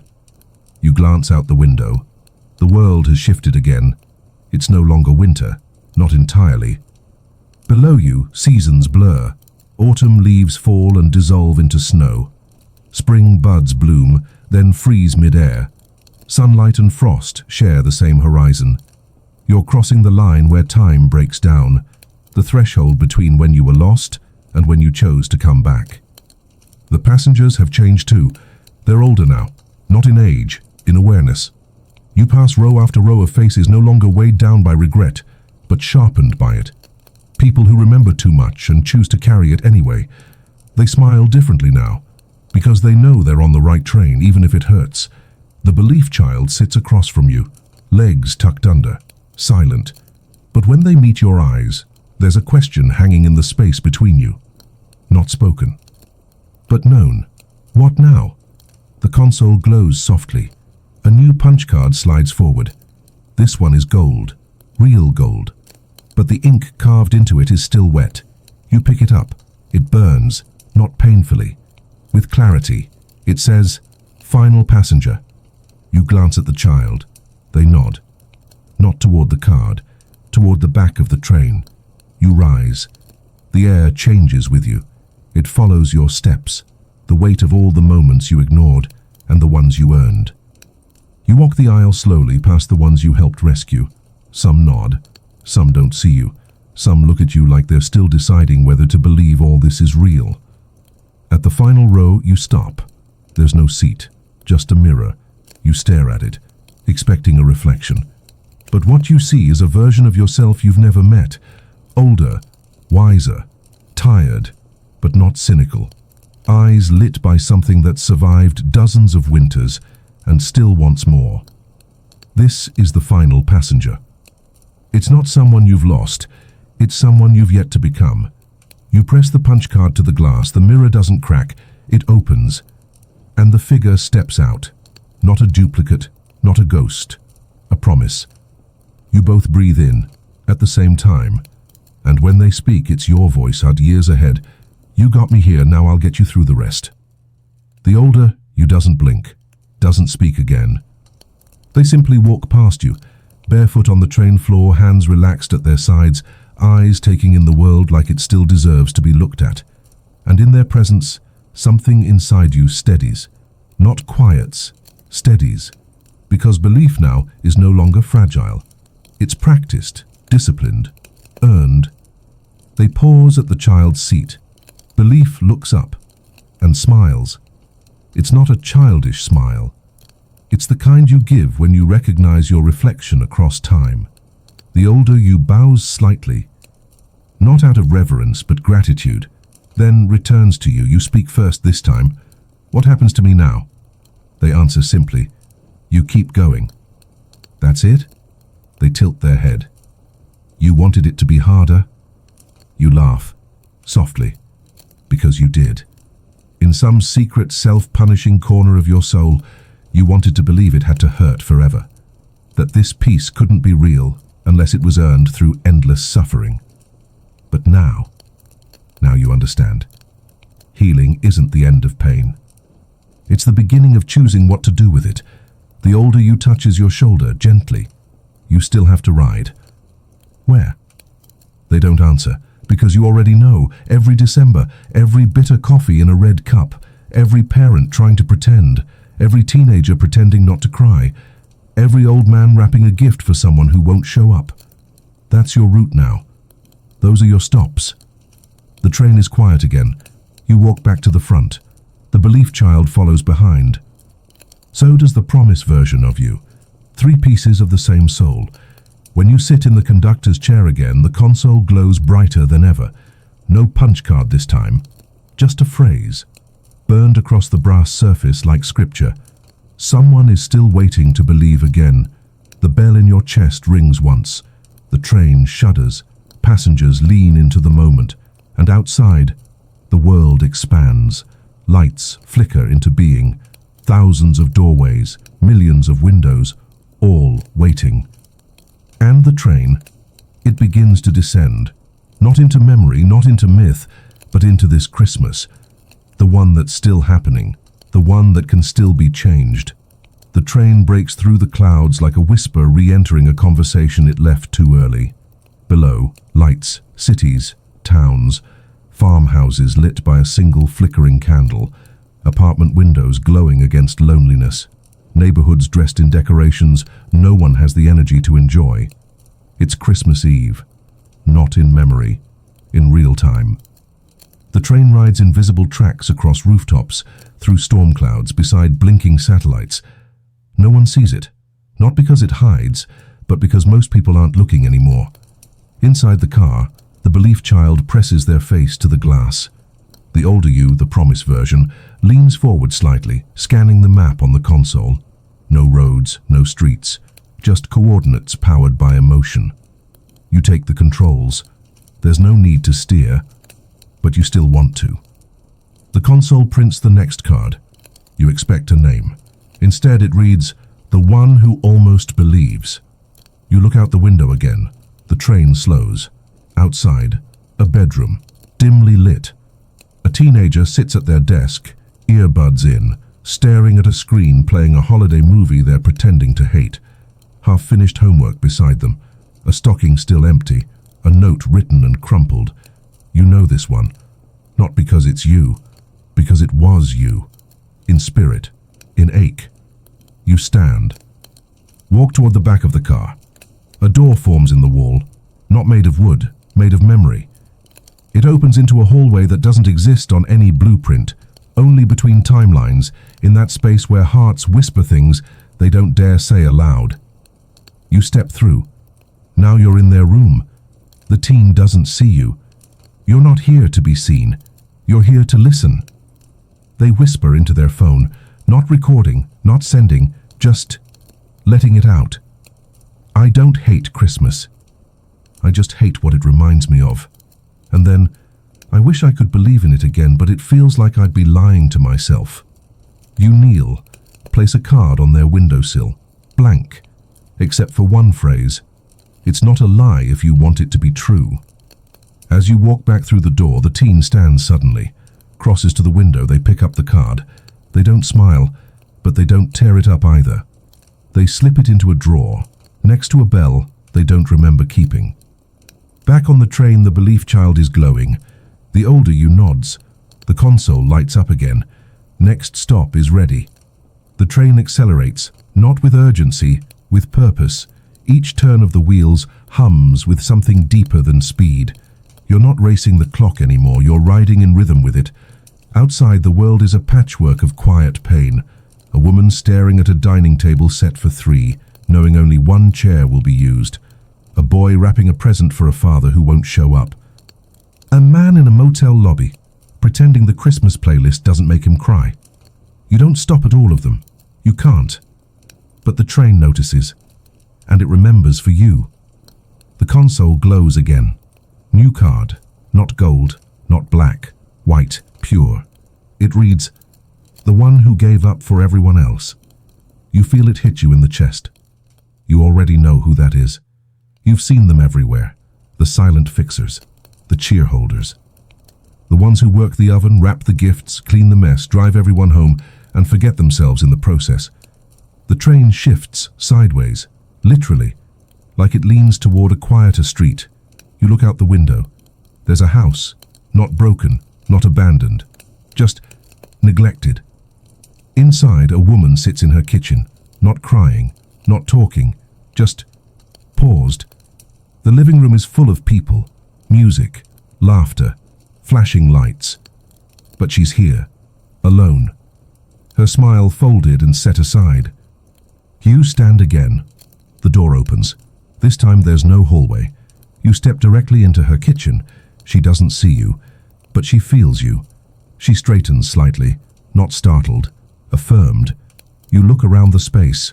Old cards, burnt cookies, a list she made and crossed out without reading. Everything in service of other people. You place a single object on the counter. A cup. Empty.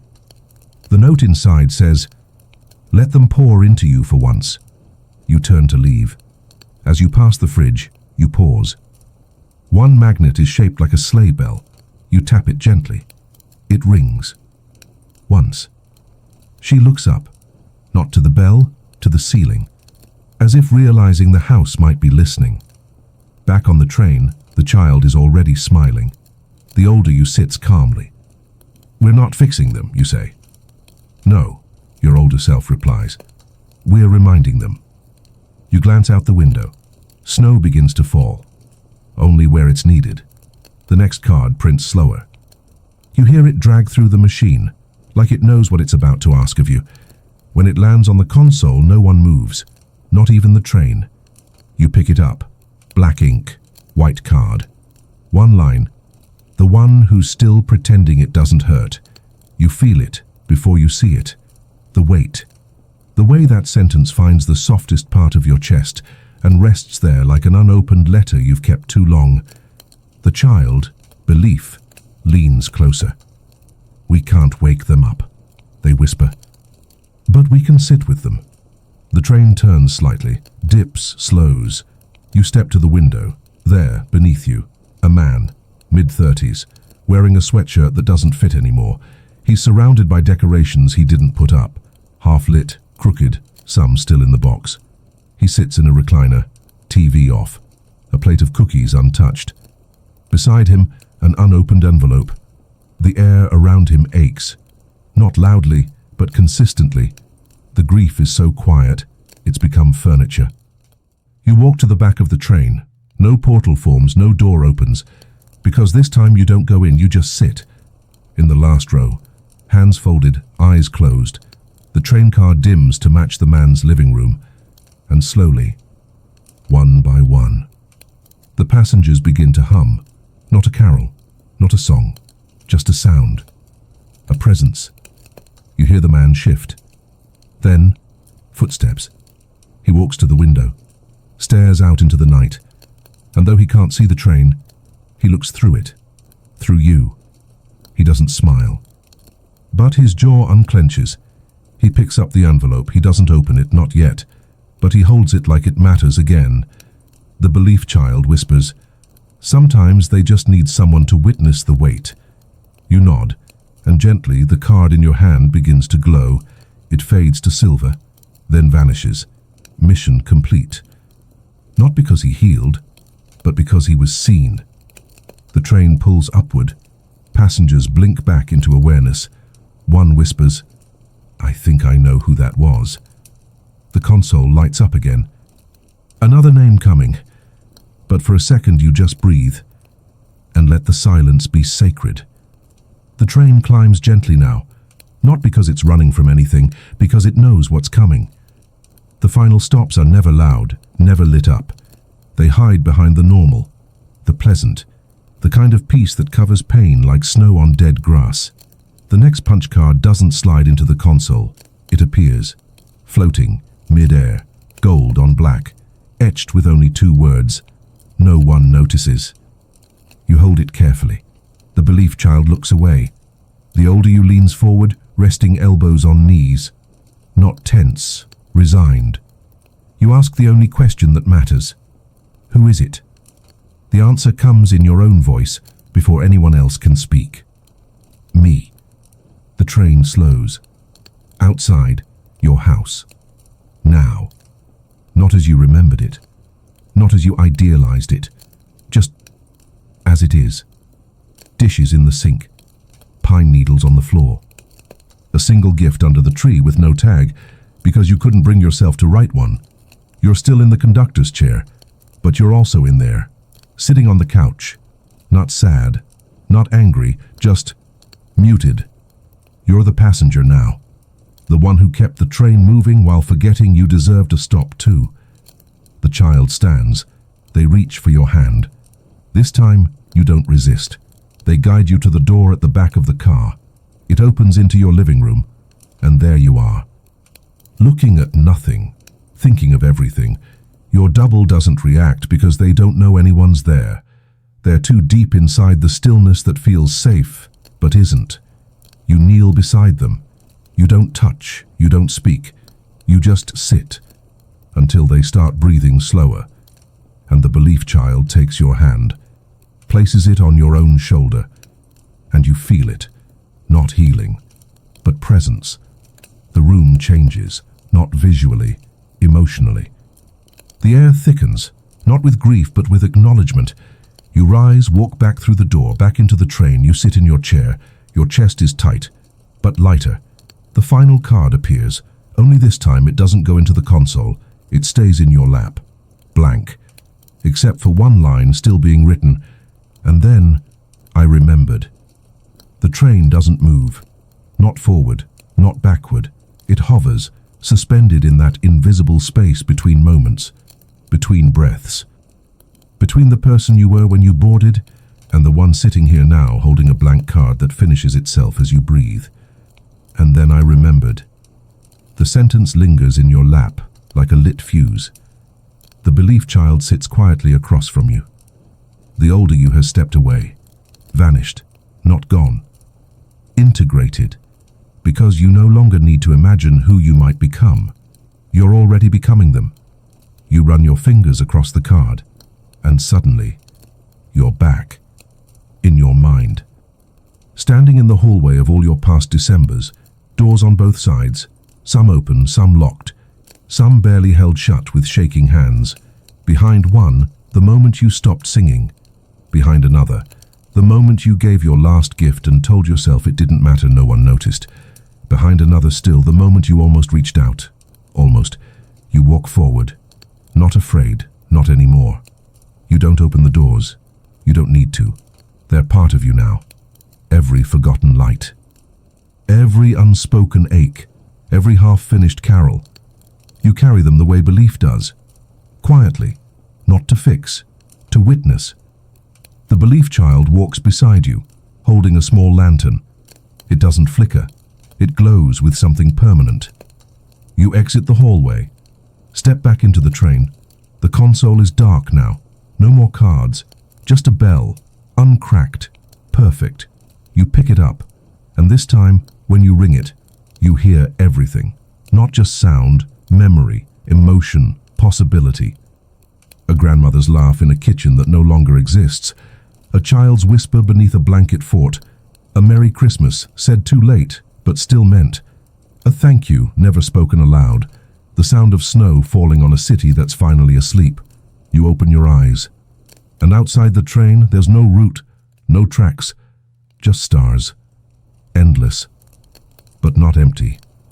You understand now. You're not the conductor of a holiday ride. You're the keeper of the light people forgot they still had. Your job isn't to save them, it's to remind them. And sometimes that includes yourself. You sit with the bell in your hand, still ringing, but not like sound, like truth. The passengers feel it too. Some close their eyes. Some cry softly. Some reach for someone beside them, not out of need but recognition. The belief child leans their head against the window, eyes half closed. You ask softly, "Is this the end?" They smile, tired and infinite. No. Just the part where it finally makes sense. Outside the train, stars shimmer into constellations you recognize. A tree built from memories. A sleigh made of second chances. A snowflake shaped like a second self, always watching, always waiting. The console doesn't light up. It opens, revealing a compartment you didn't know was there. Inside, a journal. Leather-bound. Heavy. On the cover, one word. Keep. You open it. Blank pages. Endless. Waiting for stories that haven't been told yet. You look back. The train is full, not just with passengers, with hope. Stacked gently between the aisles, hung from the ceiling in invisible garlands, woven into the fabric of every seat, every wall, every bolt in the engine. The train is not a vehicle anymore. It's a promise. You rise. Step to the center of the car. No one needs instructions. They know where they're going now, and when, and why. You raise the bell one last time, but this time, you don't ring it. You just hold it. And everyone hears it anyway, because now they carry the sound inside them. Outside, the stars begin to fade into morning. Sunlight kisses frost. Shadows yawn and stretch and start becoming shapes again. The passengers stand, one by one. Step off, not vanishing, just returning. To their kitchens, their quiet cars, their unopened boxes of decorations, their unread holiday cards. They go back, not because it was a dream, because it was a ride. And the best rides always return you to the beginning. Changed, you're the last one to rise. The belief child walks beside you. Where will you go now, you ask. They point to the journal. I live in stories. I'll wait for you there. You nod and step off the train. Not into snow, not into firelight, but into a world that's never stopped needing belief, even if it forgot how to ask for it. You hold the bell in one hand, the journal in the other, and you walk forward. No tracks, no script. Just stars behind you, and silence finally filled with meaning. Merry Christmas, someone whispers behind you. Maybe the train, maybe yourself. You don't turn around. You smile, and you keep walking. It starts with a smell, burnt peppermint, ash and sugar. You're walking through the early morning snow. The train has disappeared behind you, a whisper in the sky, a completed sentence. You carry the bell in your pocket now, and the journal under your arm. There's a city waking around you. Tired people, streetlights flickering off, Christmas decorations sagging on fences and lampposts. It should feel peaceful, but it doesn't. You stop at an intersection. Ahead, a billboard glitches, just for a second. It shows a normal ad, then static, then something else, not an image, a face, charred, smiling, wearing a crown made of melted tinsel. Then gone. You step back. The bell in your coat hums. You're not alone. You walk faster. No one else seems to notice. A man in a Santa suit sweeps broken glass outside a diner. Kids pass by playing with cheap plastic toys. A woman cries on the phone, telling someone she's fine. And then the sound begins. Not bells, not carols, a drumbeat. Low, slow, distant. You turn the corner. The street is empty. At the end of it stands something that shouldn't exist. A sleigh. Massive, rusted, pulled by reindeer made of bone and wire, wrapped in red lights that blink like warning beacons. At the reins, him. The thing that tried to consume the Polar Express. Now fully formed, you remember him from the mirrors, the one who ruled over the wrong version of Christmas, the king of the forgotten season. He doesn't speak. He points. Not at you. At the bell in your pocket. You pull it out. It's vibrating. The journal in your other hand flies open. Pages flip violently, and then stop on a phrase burned into the paper. If belief is restored, war will follow. He takes a step forward. feel the city shift around you. Not break, bend, you run. Back toward the train, back toward whatever's left of the route. You don't hear footsteps, but you hear sleigh bells, wrong ones, slower, heavier, behind you, getting closer. You sprint through slush-covered streets. But something's off. Reality slips. One step lands on concrete, the next, ice, then hardwood, then carpet. You're moving forward, but the world around you is rewinding. Signs change languages. Buildings flicker between decades. A Christmas tree lights itself, then unplugs, then disappears. The king of the forgotten season is not following you. He's rewriting the route. Behind you, belief is being erased. Storefronts empty of cheer. Carols reverse into static. A child's mitten vanishes mid-air. You reach a familiar street. A train platform appears where a gas station should be. The Polar Express is waiting. But something's wrong. The lights flicker. The windows are fogged from the inside. You rush aboard. The car is dim, the passengers are still there, but frozen. Not in ice, in memory. One girl holds a mug halfway to her lips. A man smiles faintly, forever mid-nod. They're stuck. You call out. No answer. The belief child sits at the front of the train, but their eyes are closed. A single page from the journal lies at their feet. You pick it up. It says, "The king doesn't kill belief. He buries it, in comfort, in distraction, in almosts." You whisper their name. The child twitches, eyes flutter. Then a whisper, ragged and small. "He's here." The train shudders. You rush to the console. Punch cards fly like shrapnel. They're blank, then they're red, then they vanish. The dashboard reads, "Route compromised, driver override required." You grip the throttle, but the controls don't respond. Not until you say it aloud. "I believe." The train jolts forward. Passengers stir, just slightly. The belief child opens their eyes. "You have to outrun him," they whisper. You check the rear window. The king's sleigh is gaining, but he doesn't chase with rage. He rides like gravity, inevitable, certain. The bell in your coat rings violently now, and in the console, a hidden compartment opens. Inside, a card made of ice, etched in frost. Only fire will stop him. You grip it. It burns. The train picks up speed. The sky warps. You're riding faster than time now, but so is he. The king doesn't need a door to enter. He just needs one person to stop believing again. The train bleeds sparks, not from damage, from resistance. The air around it thickens like pushing through glue made of forgotten wishes. The sky outside is red now, not sunset, not storm, erasure. The king's sleigh rides parallel, always behind but never shrinking. You glance at the console. A new card emerges. But this one isn't for you.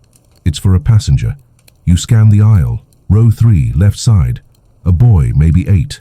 Wide eyes, no gloves. He's awake now, trembling. The card glows in your hand. If he lets go, we lose the route. You rush to his seat. He's holding something tight in his lap. A snow globe. Inside, a cabin, a Christmas tree, 2 people, dancing. You kneel. "Where did you get it?" he stammers. "My mom gave it to me, right before she left. Said it would hold the last Christmas we had together."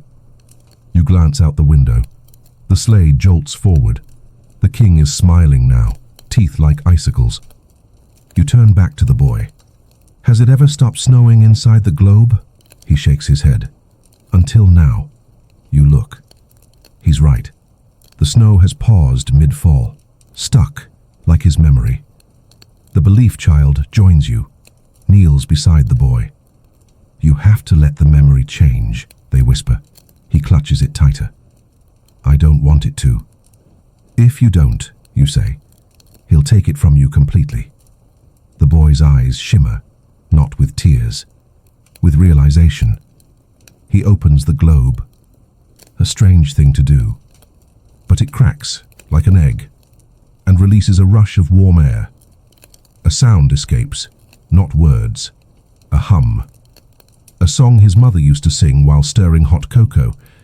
He smiles, just slightly, and the snow starts falling again inside the globe. The train surges forward, the lights grow stronger, and the sleigh slows, just a bit. You return to the console. Another card is waiting. The text is shaking. 3 more anchors must be lit. You ask the belief child, "Anchors?" They nod. The 3 who stopped believing to protect everyone else. You glance at the passengers, some still waking, some still trapped, some holding on to memories like shields. You know who they are. You know what's next. This isn't a ride anymore. It's a rescue. The train's speed holds steady, but the world around it doesn't. The sky flickers between realities. 1 second you see stars. The next you see a hospital waiting room. Then a kitchen with no power. Then the void where the king's sleigh still hunts, laughing without moving his mouth. The belief child clutches the journal now, flipping through blank pages that write themselves with every choice you make. You scan the car. Second anchor. Row 6. Right side. An elderly woman, hands folded in her lap, eyes closed. Not peacefully, resigned. She's not dreaming, she's hiding. You kneel beside her. The name tag on her coat says, Miriam. You whisper it. She doesn't flinch. You whisper again. She opens one eye, then both, and sighs. You can't make me believe again. You don't argue. You just ask, "Why did you stop?" She glances out the window. It's no longer a train view. It's her front porch. Empty rocking chair, dead poinsettias. 1 wreath, still lit. No guests, no noise, no cards. "I buried everyone who ever made it worth it," she says. You nod. "I believe you."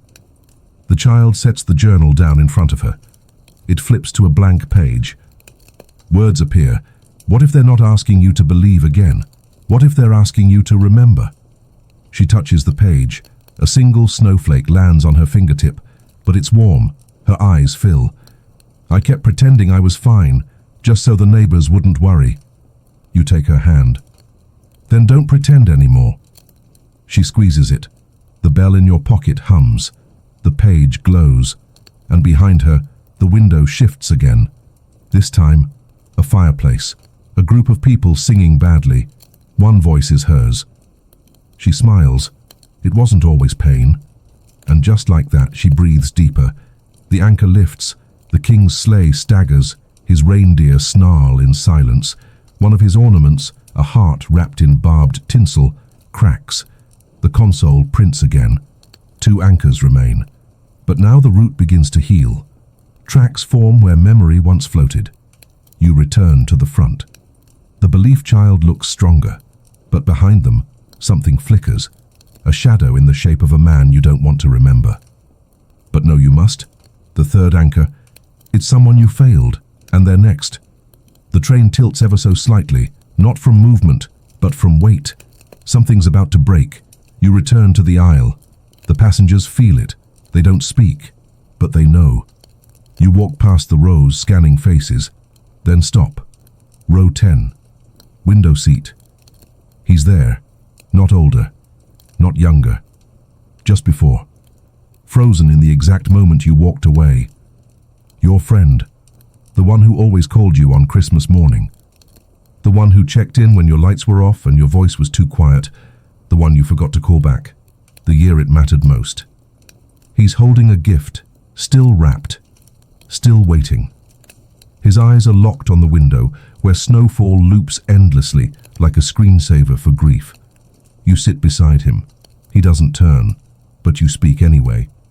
"I never meant to disappear," he exhales, and speaks without looking. "I told everyone you were probably just busy." You wince. "I was pretending it didn't hurt," he nods. "And I was pretending you were still coming." You reach for the box in his lap. He lets go. You unwrap it slowly. Inside, a snow globe, but not one you recognize. Inside is you, on a porch, phone in hand, frozen, not dialing, not answering, just watching the screen ring out. Your reflection stares back at you, and the belief child stands behind you both now, silent. The journal floats open. Blank page. One phrase appears. Guilt is not the enemy. Silence is. You turn back to your friend. I thought if I ignored it long enough it wouldn't hurt. It didn't stop hurting, he says. It just stopped moving. You nod and place the snow globe on the tray table. I'm sorry I never called. He turns now, finally looks at you. I waited anyway. The globe shatters, not violently, mercifully, and from it a single sleigh bell rolls out. You both hear it. It rings once, and that's enough. He fades, not like a ghost, like a chapter ending. The seat empties, but the warmth stays. Anchor 3 lifted. The belief child smiles. You rise, but before you return to the front, you feel the train jolt. The king has stopped waiting. He's no longer behind you. He's ahead. The train shudders again, not from speed, from resistance. Ahead, the tracks twist like veins through shadow. At their end, a bridge made of broken toys, melted ornaments, and burned Christmas letters. And standing atop it, him, the king of the forgotten season. He no longer rides his sleigh. He is the sleigh now. Legs twisted into rusted runners, arms outstretched like garland crucifixes, a crown of broken snow globes encircling his head. His eyes bleed static. The belief child stands beside you, no longer afraid. Just still. He can't be defeated, they say. You nod. He can be remembered. The child tilts their head. If you remember him, he grows. You smile, slowly. Not if we remember why we forgot him. You step forward. The bridge is real now. The train slows behind you but doesn't stop. Every passenger is watching, even the ones who haven't spoken a word. You step onto the bridge. The king doesn't move. He waits. You raise your voice. I know who you are. Static fills the sky. You keep going. You're every broken promise, every silent night that stayed too silent, every person who pretended they didn't need magic just to survive December. His mouth opens, and the sound isn't a roar, it's a lullaby, backwards. It wraps around your lungs, makes you dizzy, makes you doubt. The belief child grabs your hand. You're not alone. You hold tighter and speak again. You were real, but you're not right. The king twitches. You step closer. I remember why we made you, because the pain needed somewhere to go. But that doesn't mean you get to own it. The bridge begins to crack, not break. Bloom, with light, with fire. From within the broken toys and melted tinsel, tiny embers spark. Memory doesn't erase monsters, but it names them. You reach into your coat, pull out the last bell, the one that hasn't rung, until now. You hold it up. It glows. Not silver, not gold, both. You whisper, "This was never your train." And you let it go. It falls, strikes the bridge, rings. Once, and in that sound, the king stops. He crumples, not into ash, into pine needles. He scatters, the sleigh vanishes, the static dissolves, and the bridge becomes track, straight, solid, glowing. You exhale. The child wipes a tear from their cheek. I think we're ready. You return to the train. The console glows. One final card, but it's not paper. It's you, a reflection, and it simply says, "One left to save." The train rides smooth now. The tracks are clean. The sky is velvet blue, studded with stars that didn't exist moments ago. But no one celebrates, because the last card glows in the console. A name, not familiar, not forgotten, just missing. The one who was never given a reason to believe. You say it aloud. The belief child's voice is barely audible. There are some who never lost the magic, because they never had it. The train slows. You expect a house, a street, a memory. Instead, the car shifts. The walls widen. The floor changes beneath your feet, now soft, like carpet in a waiting room. You stand in a nursery. No crib, no toys, just a cot, a calendar with no dates marked, and a child. 7, maybe 8. Face turned to the wall. hands fidgeting with the hem of a tattered blanket. You kneel, they don't look. You speak. I know this isn't fair. No response. You continue. You didn't get the storybook, or the warm cookies, or the songs before bed. The child flinches. You got survival. Duct-taped lights, cheap tinsel. People who said you should be grateful before disappearing again. Still no reply. The belief child steps forward, not speaking, just present. And then the journal flips open one last time. The page reads, "Some don't believe because no one ever taught them how. They need to borrow someone else's." You reach into your coat, pull out the journal. You place it in the child's lap. Their fingers twitch, then grip the cover. You whisper, "You can have mine. It's messy. It's full of broken bells and empty rooms and ghosts who still visit. But it's yours now." The child looks up, eyes tired, but not hollow. They open the book, and pages fill, all at once, with your story. The train ride, the king, the silence, the porch light, the call you didn't return, the belief you rebuilt. And in that moment, you feel it. The journal doesn't belong to you anymore. It belongs to them. They are the last passenger. They are the future conductor. The bell rings in your chest, and outside, dawn begins. Not just light, warmth, return. The child turns the journal's pages slowly, not devouring, absorbing. Each word seems to mend something you didn't realize was broken, not just in them, in you. They look up and speak for the first time. "Can I write my own?" You nod, voice thick. "That's the point." They hold the pen like it might vanish, then begin. Scratchy letters, uneven sentences, but real. The train around you pulses with light, not white, not gold, not nostalgic. New. It's not the glow of memory, it's the glow of what's never been tried before. The passengers feel it too. They look around as if seeing each other for the first time. The belief child exhales and steps back. The journal now floats, glowing in the new child's lap. They've become something else now. Not a conductor, not yet. A keeper. Someone entrusted not with memories, but with possibilities. The console at the front prints its final card. You walk to it slowly. The card is blank, but when you hold it, words etch themselves across the surface. Destination, first Christmas. You look up. There's no track ahead, no schedule, just sky. The train waits for your decision. The new child, the last passenger, stands beside you. They're ready to go anywhere. You smile, not because it's over, but because now it begins. You take your seat, grip the controls, turn to the child. "Where to?" They don't hesitate. "Somewhere no one's believed yet." The bell in your pocket rings, not a chime, a call, and the train lifts, through sunrise, through breathless awe. Through a world waiting to remember something it's never been told. You ride into it, together, not to fix the past, but to start Christmas where it never existed before. The air outside the train is colorless, not dark, not light, just blank. The place between creation and memory.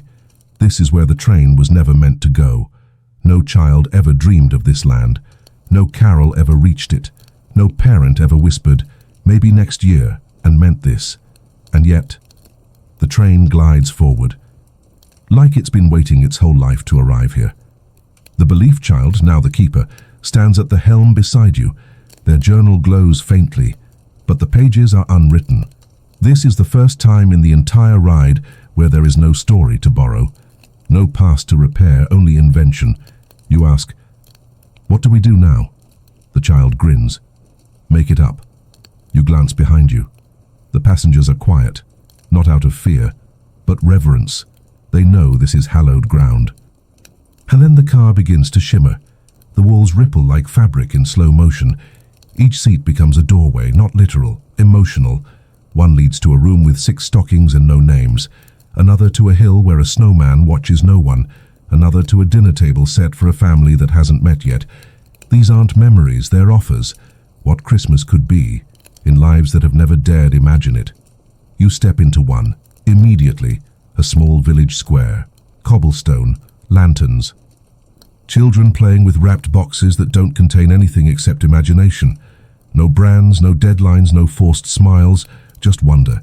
It's artificial, but it's realer than real. You walk through. The people look at you. Each holds something you recognize. One holds your old scarf, another, the mug you never replaced, another, your laugh from 10 years ago. You look up. Snow begins to fall. It doesn't melt. It builds. The keeper child speaks behind you. This is what belief does when it's free. You nod, and for the first time in the entire ride you say nothing. Because silence isn't absence now, it's respect for the world trying to bloom and the people ready to meet it. The village you walk through is shifting, not collapsing, expanding. With every step, new details bloom. Strings of lights that pulse like heartbeats. Window displays with gifts wrapped in personal truths. Apologies, promises, secrets finally spoken.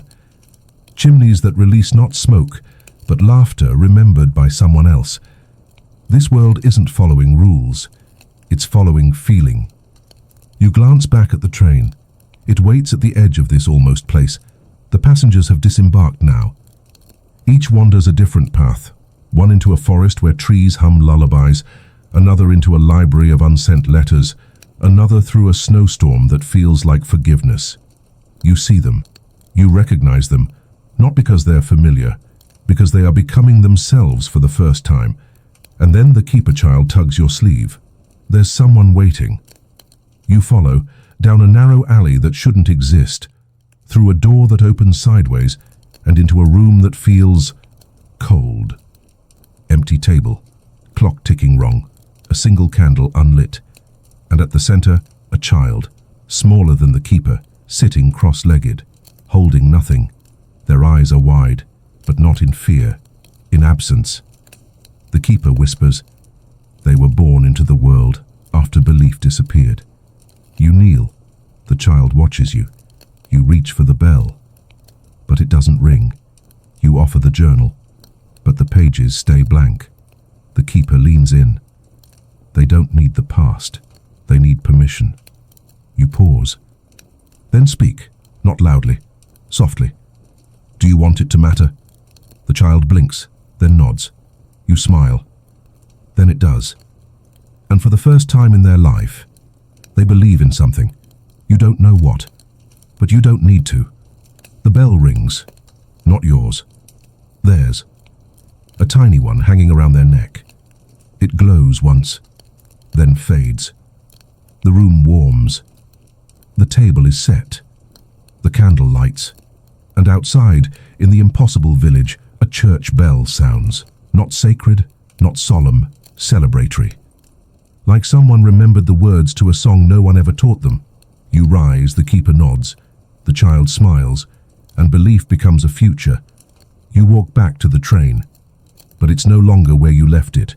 It's grown. No longer just a string of cars and compartments.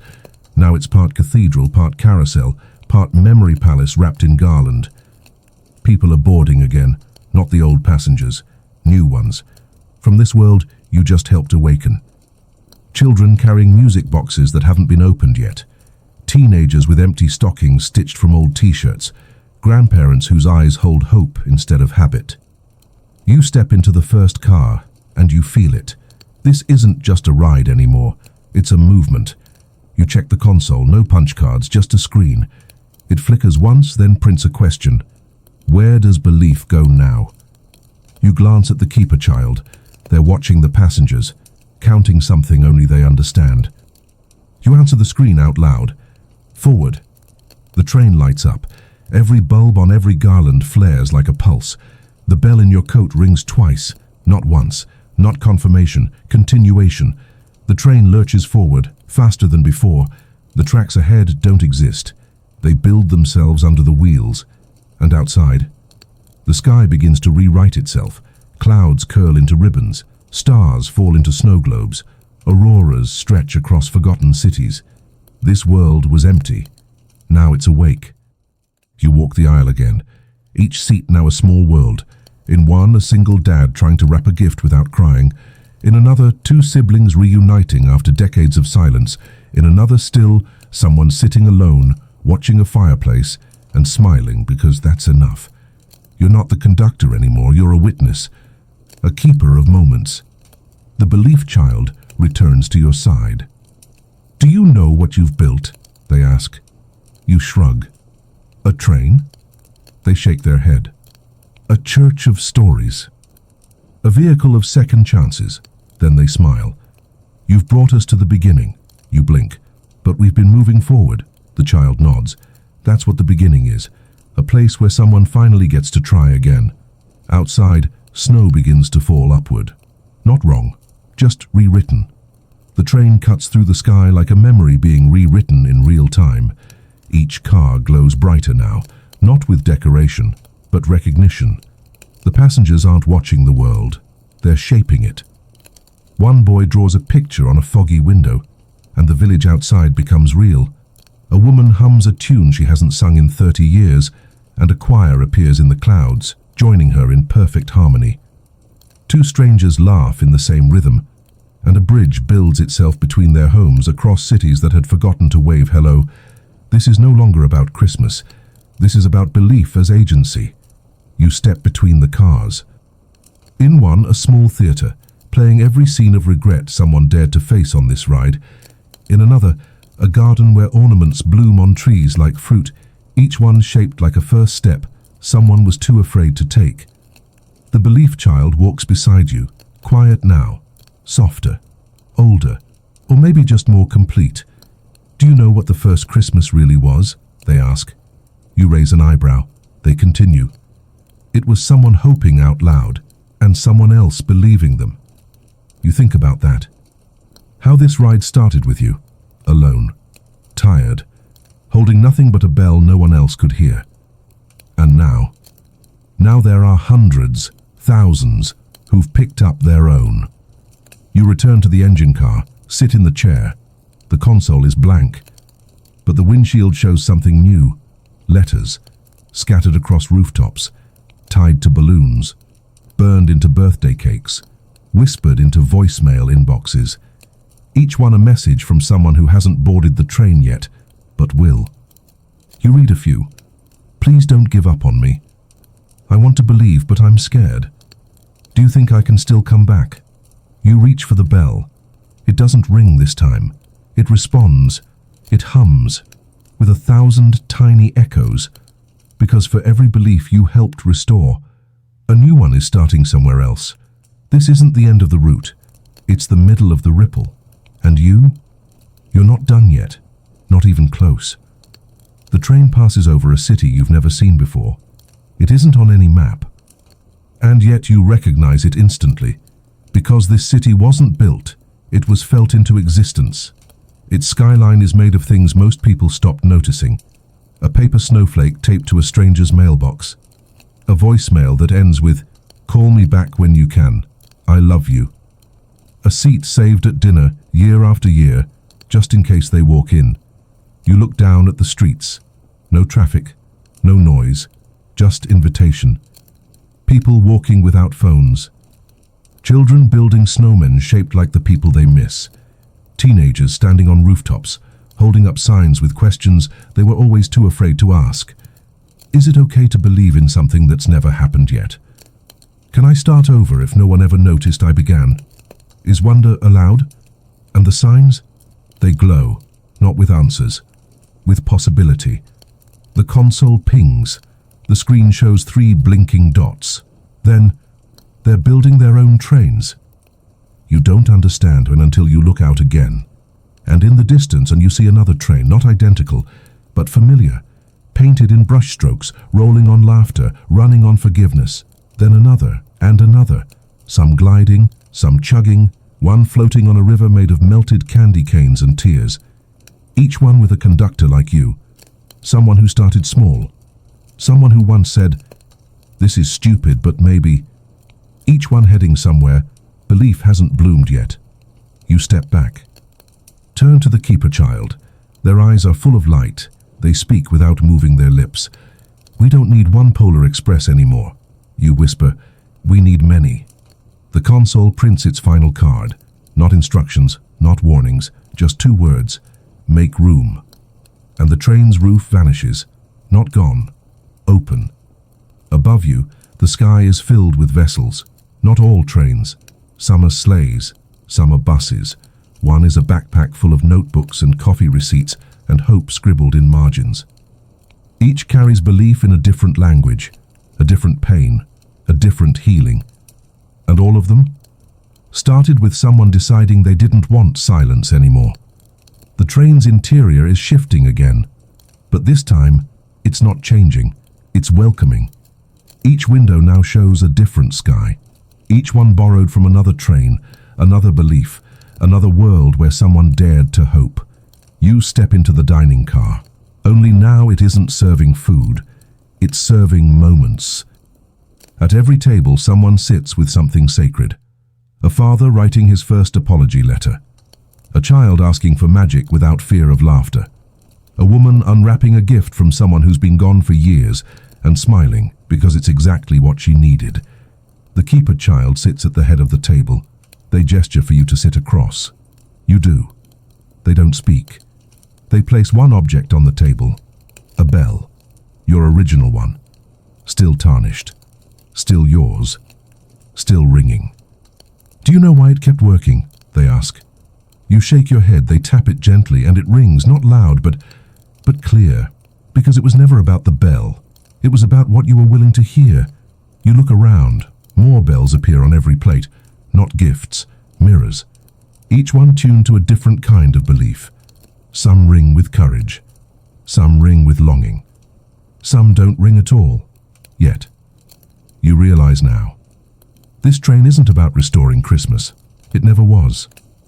It's about what Christmas represents when stripped of glitter and guilt, permission, to feel, to fail, to try again, to hope in the middle of noise, to whisper, "I love you" into the dark, not knowing if anyone hears. The keeper child pours you a cup of something warm. It smells like a memory you forgot mattered. You drink, it doesn't heal you. It reminds you of every time you nearly stopped trying and didn't. The dining car door swings open. More passengers arrive. Not old, not new. Just next, their hands are empty, but their eyes, full. They sit beside you, no introductions, just presence. And for the first time you realize, you don't need to drive the train anymore. You just need to ride it. With them. The train crests a hill made of starlight. Below, a vast plain of frozen silence. Not cold, not dead, just waiting. It's the place where all stories eventually rest, where the last carol echoes, where the final ornament falls and rolls under the couch, never found again. This is where belief comes not to end, but to be remembered. You step off the train. Your boots crunch on frost that glows faintly with voices. You kneel. Listen. A whisper rises through the ice. He still sets the table, even though she's been gone 5 years. Another. They opened the card today, finally. Another still. Someone smiled at me in the parking lot. I think I'm ready to stay. These aren't just stories, they're remnants. Belief doesn't vanish when forgotten. It buries itself where pain can't find it. You walk forward. The keeper child follows. They're holding the journal again. It's closed now, the cover stitched with gold thread that wasn't there before. You ask, "What happens now?" They smile. The last entry gets written. You tilt your head. By who? They hand it to you. And you know. Not because you're the conductor, because you were the first to choose. You open it. Blank page. One line already forming. This Christmas, You breathe. You don't rush, because what you write will become the final ripple. Not for you, for the next you, whoever they are. You write, slowly, deliberately, and when you finish, you close the book. The keeper child takes it and walks into the snow, alone. No sadness, only promise. You turn back. The train waits, but it doesn't feel like yours anymore. It's ready for someone new. You step aboard, not to drive, to ride. And as you sit, you finally feel it. The thing you've been chasing since the very first block, not closure, continuance. The train pulls away from the plain. Behind you, The frost glows brighter, not fading, but storing every memory it heard. The journal is gone now, but its weight lingers in your lap. You look around. New faces fill the seats, some smiling, some weeping, some simply breathing like they finally can. No one asks where you're going, because the destination is no longer the point, it's the ride. You pass through places you recognize, but now see differently. The house with the empty porch now lit, the teen who hated Christmas, now drawing snowflakes in the condensation of their window, the man in the motel, now reading a card left anonymously, unsigned but understood. These aren't miracles, they're re-entries. Tiny doors belief has cracked open, enough for light, enough for breath, enough for next time. The console lights up one final time, but not with commands, just reflection.